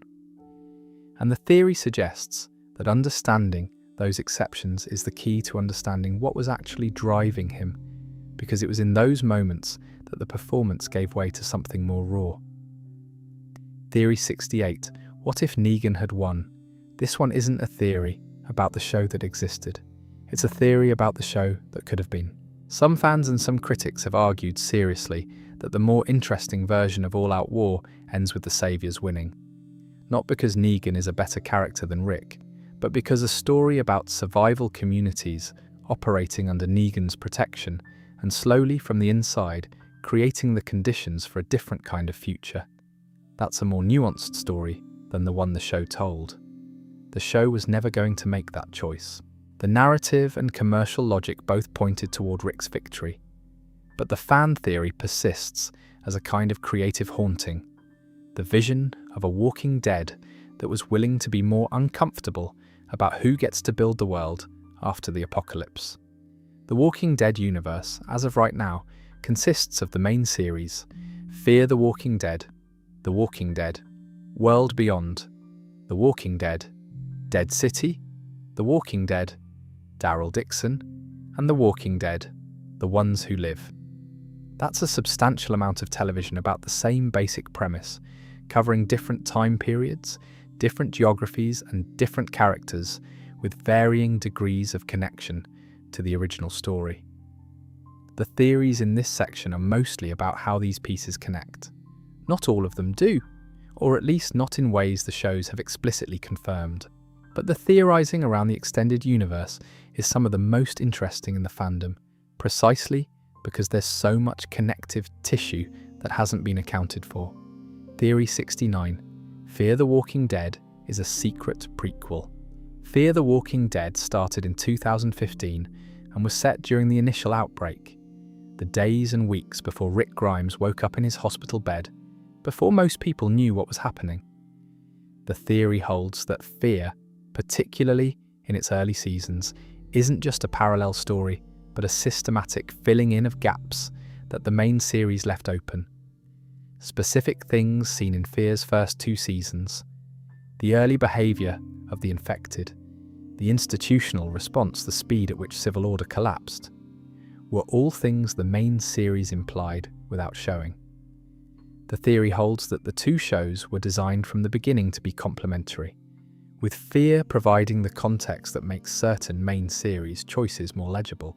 This is probably more true of the original intention than of how things played out. Fear went through several creative reinventions and ended up in territory very far from its initial premise. But the early seasons do genuinely function as a kind of prequel in practice. Theory 70.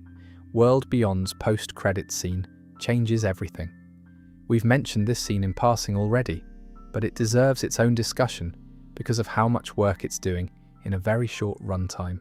The scene takes place in France, in a research facility, 2 scientists speaking in French, in the aftermath of what appears to be the facility's collapse. One of them says something. The direct translation varies slightly depending on the subtitling. That implicates a French scientific institution in the origin of the outbreak. The scene was clearly seeding something.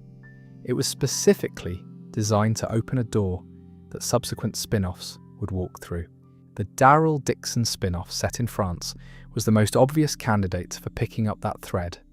Whether it does so to the satisfaction of fans who've been waiting for a real answer to the origin question, that's a matter of ongoing debate. But the scene exists. It's in the franchise. It's the closest thing to an official answer the Walking Dead universe has produced on the question of how the world ended. And theories about what it means are still developing. Theory 71. What Daryl found in France. The Daryl Dixon spin-off placed our least talkative main character in the middle of a foreign country with a different relationship to the outbreak, a more established survivor network, and hints of something strange about the walker population in Europe. The walkers there, the variants as they were called, seemed more capable, more directed. The theory holds that what Daryl is encountering in France is the original outbreak zone, and that the walkers there are more evolved not despite being the origin population, but because of it. They've had longer to develop, longer to change, and the pathogen in France has gone further down whatever developmental path the Theory 44 version of the virus is following. What Daryl brings back from France, knowledge, contacts, some understanding of the origin, is, in the convergence theory, one of the key pieces that the franchise's final act will require. Theory 72. The Ones Who Live was originally a different story. The Rick Grimes movie was announced in 2018, walked back in 2022, reconceived as a miniseries. Delivered in 2024 as The Ones Who Live, 6 episodes, ending with Rick and Michonne reunited and the CRM's command structure dismantled. The theory about the original movie plan, reconstructed from various interviews, announcements, and production reports over the years, suggests a considerably different story. The movie version appears to have been more of an action narrative, more externally focused, centered on Rick finding his way back to his family through a more conventional action structure. The miniseries version was inward, psychological, about 2 people in the aftermath of years of separation. Both could have been good. The miniseries that was made has defenders and detractors in roughly equal measure. The theory is really just about the ghost of the story that wasn't made, the Rick Grimes movie that was promised and then quietly became something else. Theory 73. Dead City is about purgatory. The Walking Dead. Dead City takes place on Manhattan Island, an island that has been overrun, cut off from the mainland, and populated entirely by the dead. Negan and Maggie go there together, for reasons that pull them back into proximity. Despite every reason, they have to be nowhere near each other. The symbolic reading of this setup is hard to miss. 2 people bound to each other by the worst thing one of them ever did, isolated on an island of the dead, unable to leave until they've done whatever it is they've come there to do. The purgatory metaphor isn't subtle. The theory holds that it's intentional, that Dead City is designed as a moral space where the unfinished business between these 2 characters can be addressed in a setting that reflects the moral weight of what's between them. Whether the show earns that metaphor is genuinely uncertain, at least so far. The purgatorial framing requires the characters to be doing something more than just finding a lost boy and fighting their way out of Manhattan. It requires them to be reckoning, honestly and in the open, with what Negan did to Glenn and what that means for who they both are now. There are episodes in Dead City's first season where that reckoning almost happens, where Maggie is close to saying something that can't be unsaid, where Negan is close to receiving it. Whether the show follows through on that or settles for the action story sitting on top of the symbolic one, that's still open, but the architecture is there. The setting does the symbolic work whether or not the scripts always meet it. Theory 74, the Rick Grimes movie is still coming. Against all available evidence, against Gimple's statements, against the fact that the story was made as a miniseries instead. There is a portion of the Walking Dead fan base that maintains, with admirable stubbornness, that a theatrical Rick Grimes film is still in development somewhere, that The Ones Who Live was a pivot, not a replacement, that the original plan, Rick, theatrical, big screen, hasn't been fully abandoned. The evidence for this is mostly vibes. The hope that AMC, having established Rick and Michonne's situation in the miniseries, would want to capitalise on that with a larger scale theatrical release. It's not nothing, as a theory. It's also not much.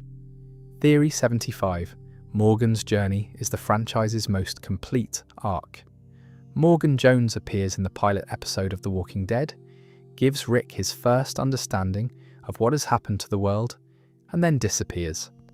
He returns in Season 3, then in Season 5, then is a main character through Season 8, then crosses over to Fear the Walking Dead for that show's remaining run. His arc, from grief-paralysed man alone in a house, to violent adherent of a clear philosophy, to student of Eastman's pacifism, to reluctant fighter, to Fear's most morally complex figure, covers more psychological ground than almost any other character in the franchise. The theory holds that if you map the full arc across both shows, Morgan's journey is the most fully realised statement the Walking Dead universe made about what it means to survive morally as well as physically. Not Rick's, not Daryl's, Morgan's. Theory 76.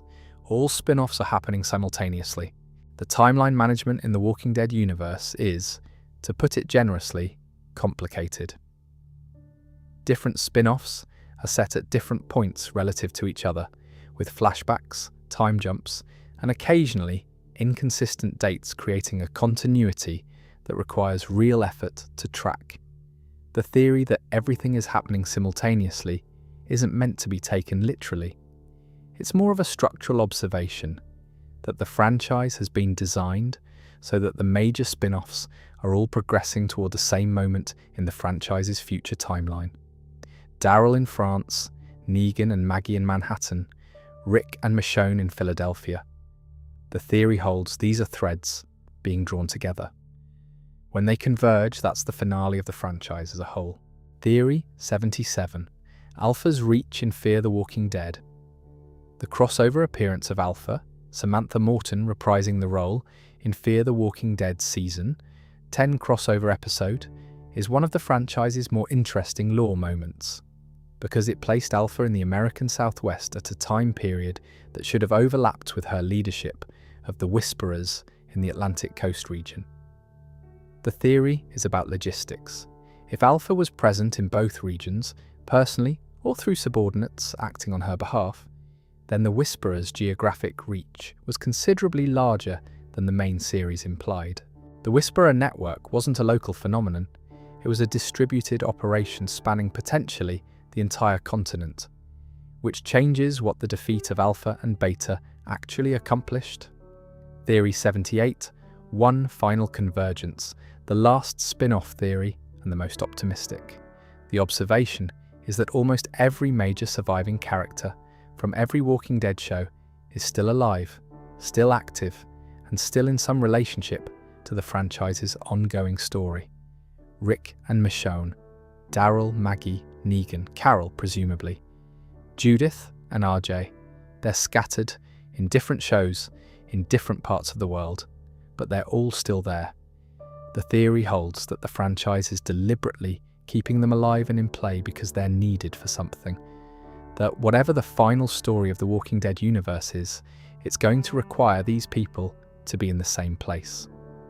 Not necessarily the same episode, not necessarily the same season, but the same story, and that the spin-offs, whatever their individual merits, are the franchise's way of marking time while it assembles the pieces. Television shows communicate on multiple registers simultaneously. There's the surface level, what the characters say and do, and then there's everything underneath that. The visual choices, the structural patterns, the symbolic frameworks that give the surface level its resonance.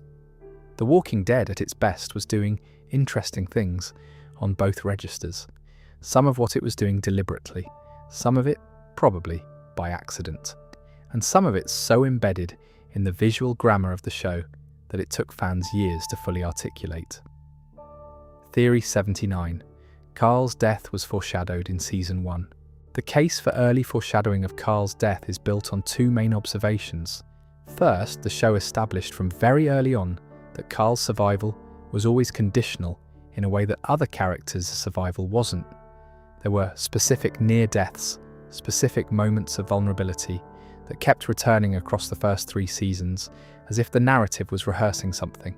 Second, and more specifically, in an episode called Pretty Much Dead Already, at the end of Season 2, Rick tells Carl that he doesn't need to carry his gun anymore, that things are going to be okay, that the world they're in might be survivable in a way that doesn't require a child to be armed. The theory holds that this moment, the false hope of the farm, the belief that Carl could be a child again, was the show establishing exactly what it was going to take from Carl and from Rick eventually. The safety it gave him in Season 2 was a loan against a future payment. Theory 80. The show's title was always about the living. In the Season 11 finale, Judith Grimes says something to the effect that the Walkers were never the real Walking Dead, that the Walking Dead were the survivors, the people who kept moving, kept choosing, kept living in a world designed to destroy them. The show named itself for something it didn't explain for 11 seasons, and then explained it in the last 15 minutes.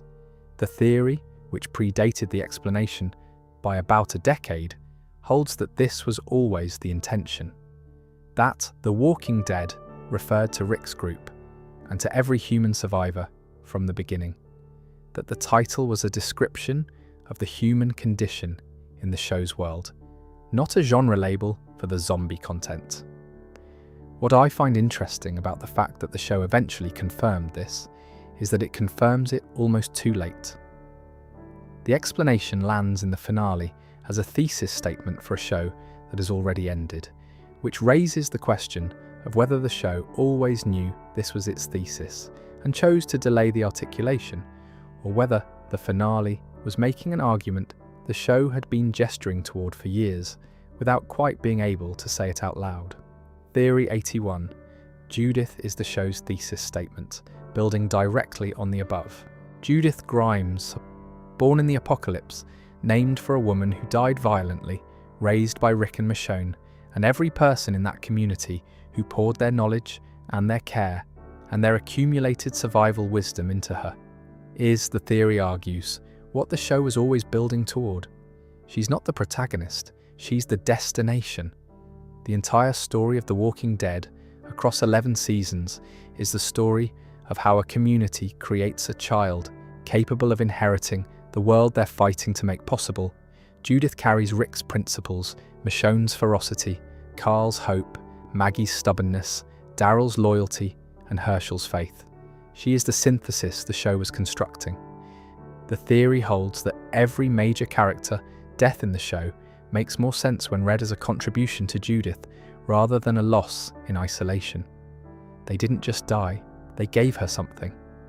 Theory 82. Every safe community was designed to fail. The farm, the prison, Woodbury, Alexandria, the kingdom, the hilltop, the Commonwealth, every community that the show presented as a potential permanent home for its characters was eventually destroyed or fundamentally compromised. Some by external violence, some by internal failure, some by both. The theory is structural, that the show was making a deliberate argument about the impossibility of stasis in a world that requires constant adaptation.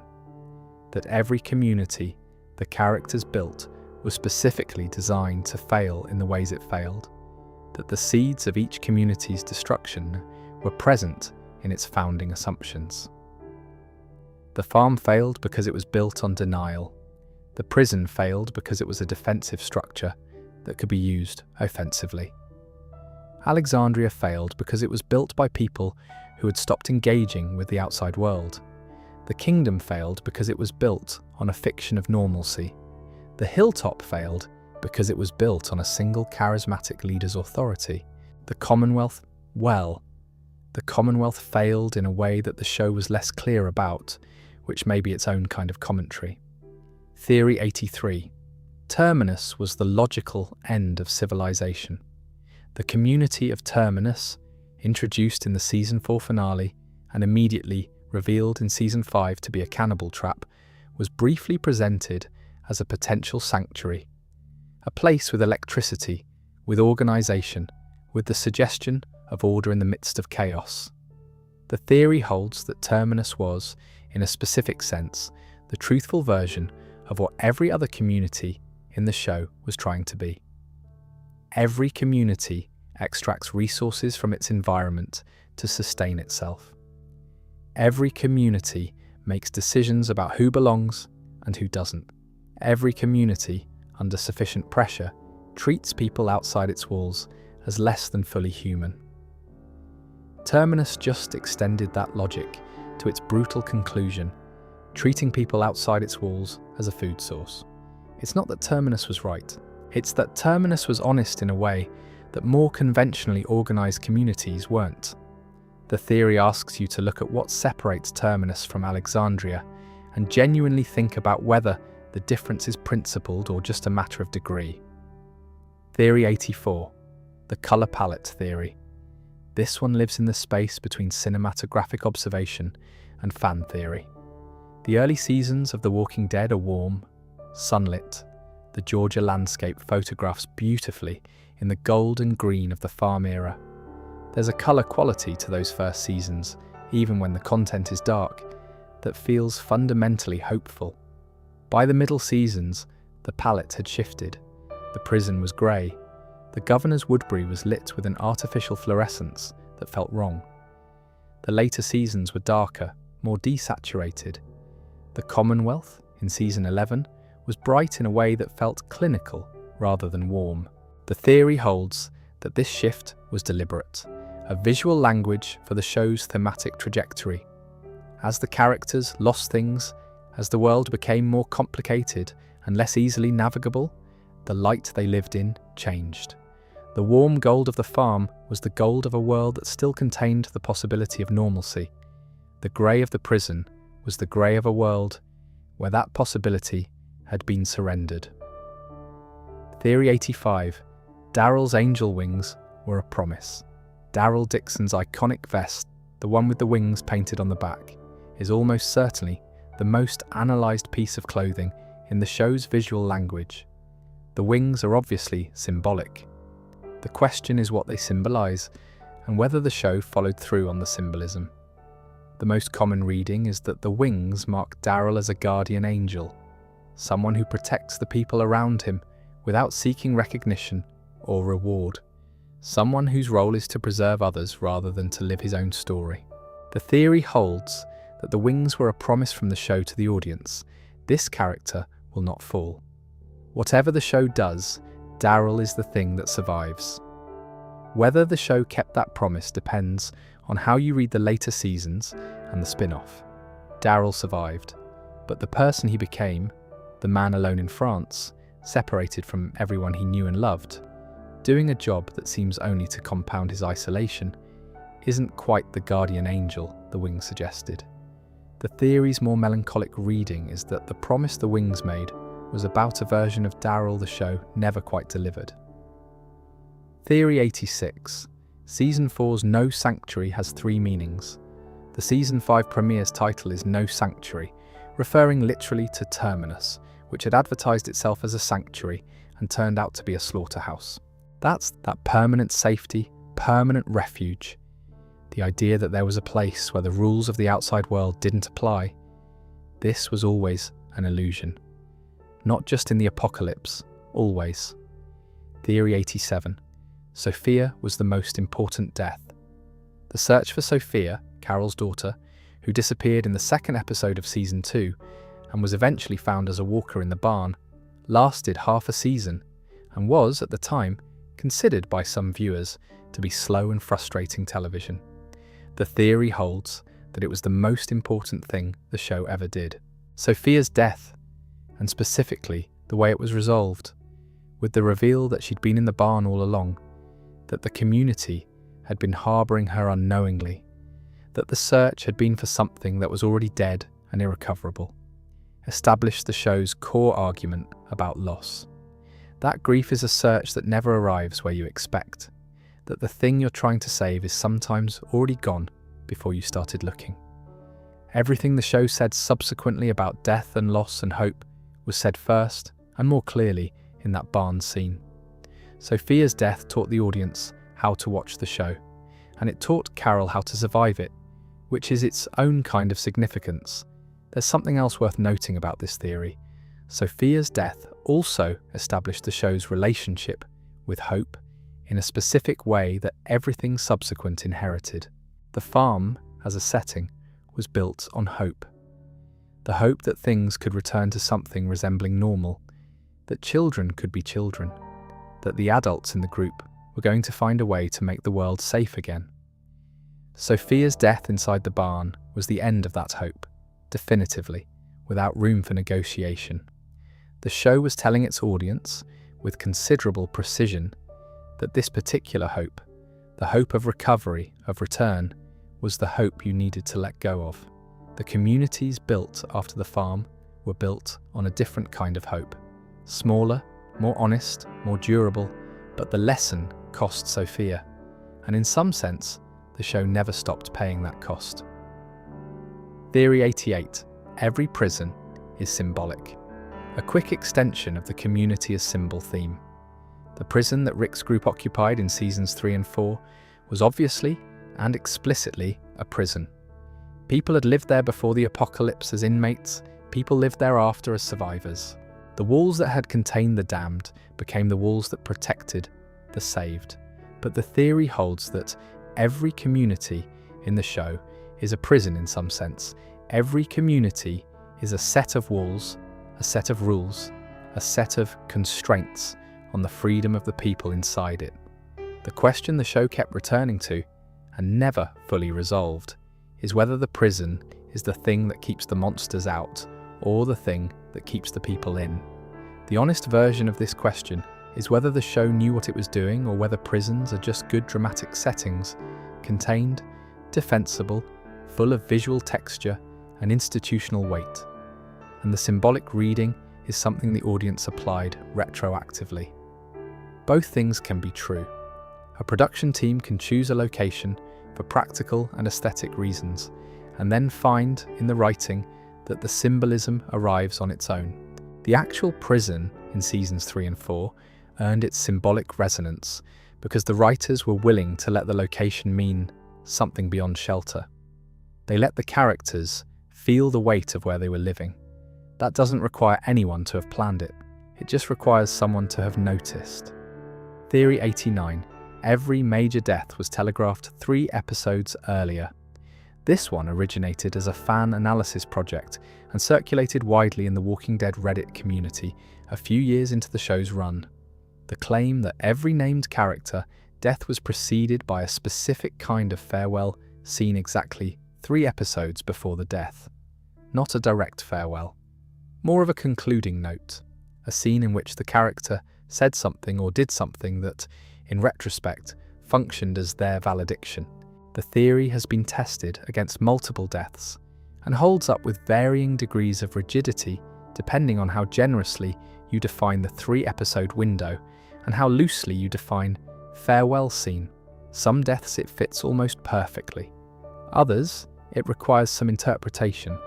And a handful of deaths, the sudden unpregged ones that the show occasionally produced, actively contradict it.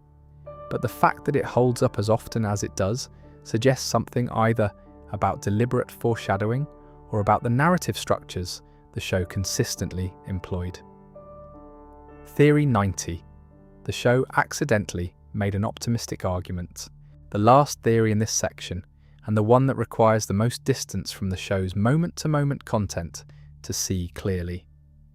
The Walking Dead, watched episode by episode, is relentlessly bleak. People die, communities fall. Trust is broken, institutions fail. The most consistent message at the surface level seems to be that nothing lasts and nothing is safe. But step back and look at the shape of the whole thing, and a different argument emerges. The farm fell, the prison fell. But Rick's group didn't fall. They adapted, they reconstituted, they absorbed loss after loss and kept going.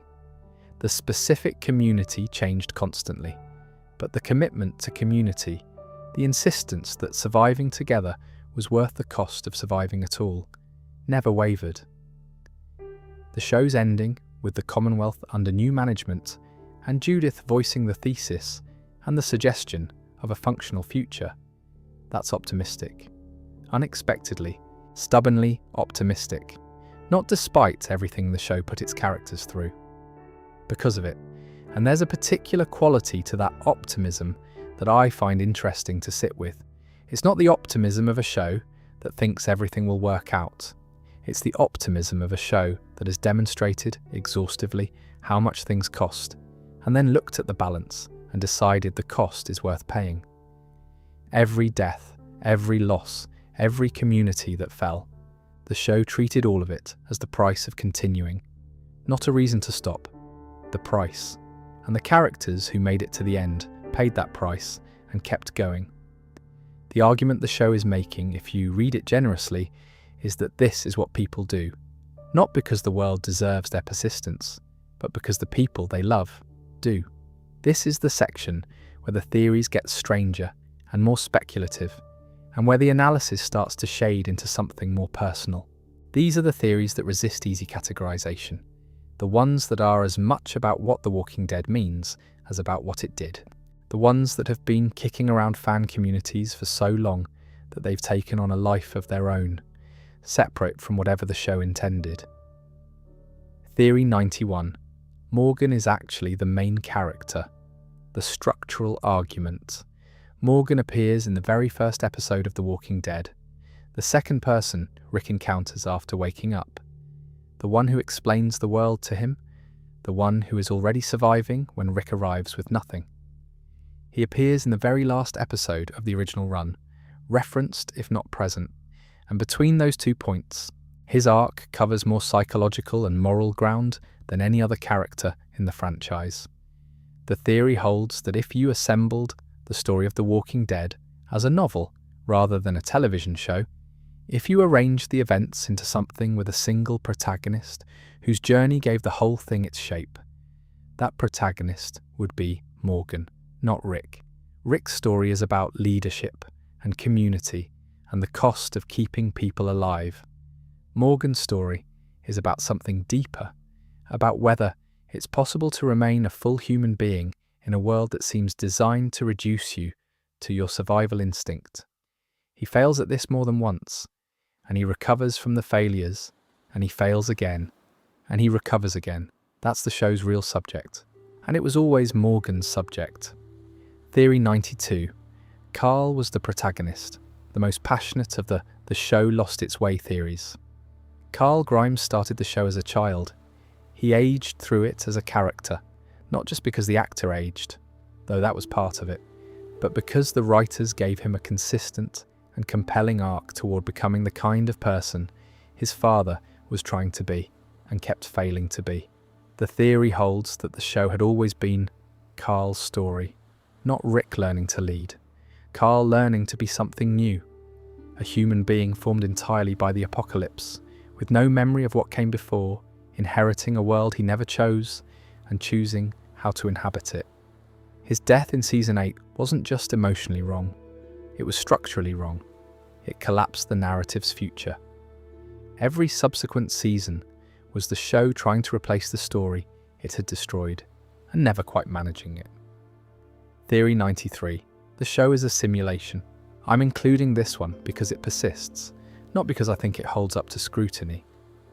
The argument goes something like, the specificity of the survival situations Rick's group encounters, the way solutions always arrive at convenient moments, the improbability of the group's survival across 11 seasons when comparable communities collapsed immediately. All of it suggests an environment that's being managed, that the challenges are calibrated, that something is running a test. The counter-argument is that this is just what survival stories feel like from the inside of the narrative. Protagonists survive because they're protagonists. That's how stories work. Applying a simulation theory to it is importing a framework from a different genre. I mentioned it's a theory, not necessarily a good one. Theory 94. Herschel as a Christ figure. This one has more textual support than the simulation theory, which isn't saying much, but still. Herschel Green is a man of faith in a world that has provided considerable evidence against the existence of any sustaining divine order. He maintains his faith anyway. He loses a leg, the literal amputation of part of himself, and maintains it. He is patient with people who don't deserve patience. He forgives people who haven't asked for forgiveness. And in the episode Too Far Gone, he is killed by a man wielding a sword while trying to maintain peace. The Christ figure reading doesn't require the show to have intended it. It requires the character to have been written in ways that make the symbolism available. And Herschel was. His faith, his sacrifice, his role as the community's conscience and its institutional memory for what being human was supposed to mean, all of it supports a reading in which his death is, in some sense, a crucifixion. The community that comes after him carries his influence forward, the way traditions carry forward the teachings of people they've lost. Theory 95. Daryl is gay, the long-running fan theory, which the show's creators have addressed at various points with varying degrees of clarity. The argument is partly about what the show never gave Daryl, a sustained romantic relationship, a conventional heterosexual arc, and partly about what the show did give him, which included several relationships with men that carried emotional weight disproportionate to their narrative explanation. His relationship with Merle, his relationship with Rick, his relationships with characters. he barely knew, but whose well-being he acted to protect in ways that felt personal. The show's creators have, over the years, said things like, "Daryl's sexuality is his own, and we've always thought of Daryl as asexual," and occasionally hinted at openness to the queer reading. Norman Reedus has been similarly ambiguous.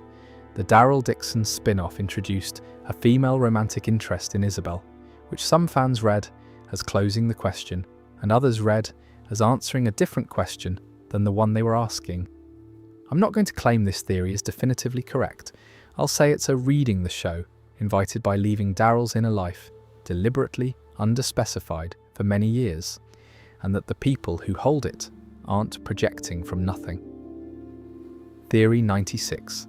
The finale was exactly what the show deserved. A philosophical theory rather than a lore theory. The argument. The Walking Dead's finale was widely considered underwhelming, anticlimactic, too tidy in some respects, and too ambiguous in others. Not a satisfying conclusion for a show that had once been the defining cultural event of Sunday television. The theory holds that the finale was, in fact, the correct ending, not in spite of its flaws, but because of them. The show that produced the finale was not the show that produced the first 4 seasons.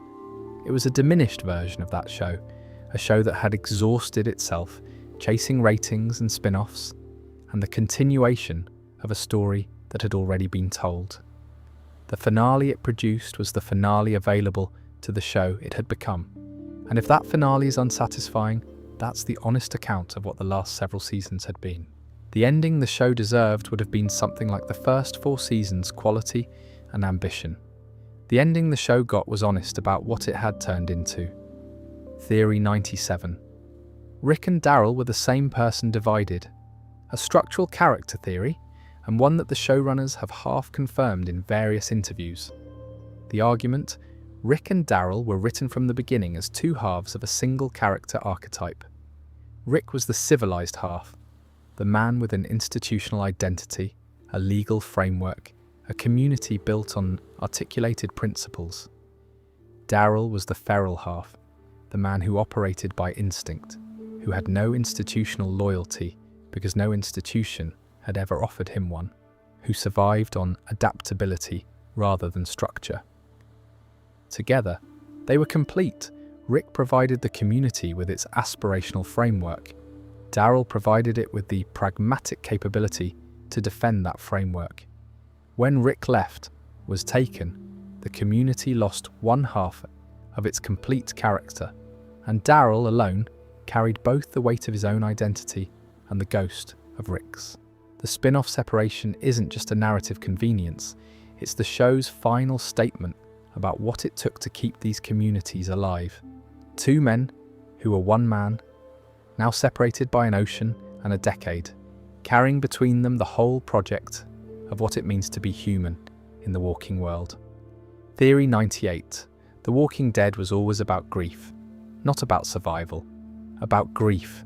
The theory is that the zombie apocalypse is the show's metaphor rather than its subject, a way of externalizing and scaling up the process of loss that every human life involves. Everyone in the show has lost everything: the world they knew, the people they loved, the version of themselves they used to be. They are, every one of them, in a perpetual state of mourning for a life that ended and can't be recovered. The walkers are the dead, the persistent dead, the dead who won't stay gone. And the show's central challenge, killing the walkers, clearing them away, making space for the living, is a metaphor for the psychological work of grief, of accepting that what you've lost is gone, of choosing to continue in the absence of what made continuation feel worthwhile. The survivors who can do this work are the ones who form communities, who build things, who love again. The survivors who can't, who are consumed by the dead they carry, become something else. The show's monsters aren't the walkers. The monsters are the people who've stopped doing the work. And if you follow this theory far enough, it explains a lot of the show's structural choices that might otherwise seem arbitrary. The constant loss, the refusal to let any community stabilize permanently. The recurring theme of characters who are doing fine and then encounter something that requires them to do the grief work all over again from a new angle. The show wasn't being cruel for the sake of spectacle. It was being realistic about the nature of grief, which is not a linear process, not a problem you solve once and move on from, but something that returns in new forms as long as you continue to love things that can be lost. The Walking Dead was always a show about that. The walkers were just a way of making it visible. Theory 99. Every villain was right about something. A careful survey of the show's antagonists reveals a pattern that isn't always comfortable to acknowledge. Shane was right that the rules of the old world were a liability. The governor was right that communities need walls and structure, and some kind of ordered governance to survive. Terminus was right that resources are finite, and the unchecked arrival of strangers is a genuine threat. The wolves were right that the world was harder than Alexandria had been willing to admit. Negan was right that the fragmented, small community model was inefficient and wasteful of human life. Alpha was right that existing communities were in denial about the nature of the world they inhabited. Pamela Milton was right that some version of civilization was worth preserving, even if her version was corrupt. None of them were right about everything. All of them were right about something, and the show's heroes defeated them, one after another, without engaging with what each villain had correctly diagnosed. The apocalypse kept creating new antagonists because the problems the antagonists identified were never actually solved. The most interesting version of this theory asks what a different show, one willing to let its heroes lose arguments, even when they won fights, would have looked like. A Walking Dead where Rick sat with the governor's argument about governance long enough to find the parts of it worth keeping. Where the communities that defeated Negan actually reckoned with the resource and coordination problems he'd identified, rather than simply redistributing his infrastructure among people they liked better. Where Alpha's challenge to the meaning of civilization got a real answer rather than just a military response. That show would have been harder to watch. It might have been harder to end, but it would have trusted its audience with something the actual show occasionally pulled back from: the discomfort of complexity held without resolution. Theory 100. The real Walking Dead were the friends we made along the way. The last one. The earnest one. The one that sounds like a joke and isn't. The show's title, the show's thesis, and the show's emotional architecture all converge on the same point. The Walking Dead aren't the walkers. They never were. They were always the survivors. The people who kept going, who kept choosing the living over the dead, who kept believing that what they were building was worth the cost of building it. Rick's group, Daryl's long walk, Michonne's decade-long refusal to accept that Rick was gone, Maggie's extraordinary stubbornness in the face of everything the world had taken from her. The Walking Dead are the people who love each other in a world that has made love dangerous, who grieve honestly in a world that has made grief a luxury, who maintain their humanity in circumstances specifically designed to strip it away. That's what the show was about. That's what all of it, the Walker biology and the CRM theories and the foreshadowing analysis and the Negan debates and the grief and the loss and the survival and the building and the rebuilding was always about. People who walked through the end of the world and refused, even then, to stop being people. There's something genuinely worth thinking about in that, especially at this hour of the night. That's all 100. Everything from the space rock origin theory to the philosophical reading of The Walking Dead as a metaphor for grief. From the coma dream to what Daryl might be carrying in France. From the whisperer's underrated philosophy to the quiet argument that Negan's redemption was both earned and, depending on your framework, not quite. What I find most interesting, looking back over this list, is how many of these theories are fundamentally optimistic. Not about the world the show depicts. That world is hard and expensive and full of loss. but about the people in it. The theories that have generated the most sustained engagement in fan communities are almost always the ones that give characters more credit, more complexity, more interior life, more deliberate choice, theories that make the story richer rather than more cynical. That might say something about the fans. It might say something about the show, probably both. It also says something about what we do with stories after they're finished. A show like The Walking Dead doesn't just end, it becomes material. The theories people build around it are, in their own way, an extension of the storytelling, a collaborative act of meaning-making that the show itself invited by leaving so much unresolved and open. Kirkman always said the origin didn't matter, and in a narrow sense that's true. But the fact that people have spent 15 years trying to figure it out anyway suggests that the unanswered questions weren't failures of the story. They were invitations to participate in it. Some of these theories will be answered by the spin-offs still in production. Some will be quietly set aside by creative decisions that go in a different direction, and some will persist indefinitely, unconfirmed and unrefuted,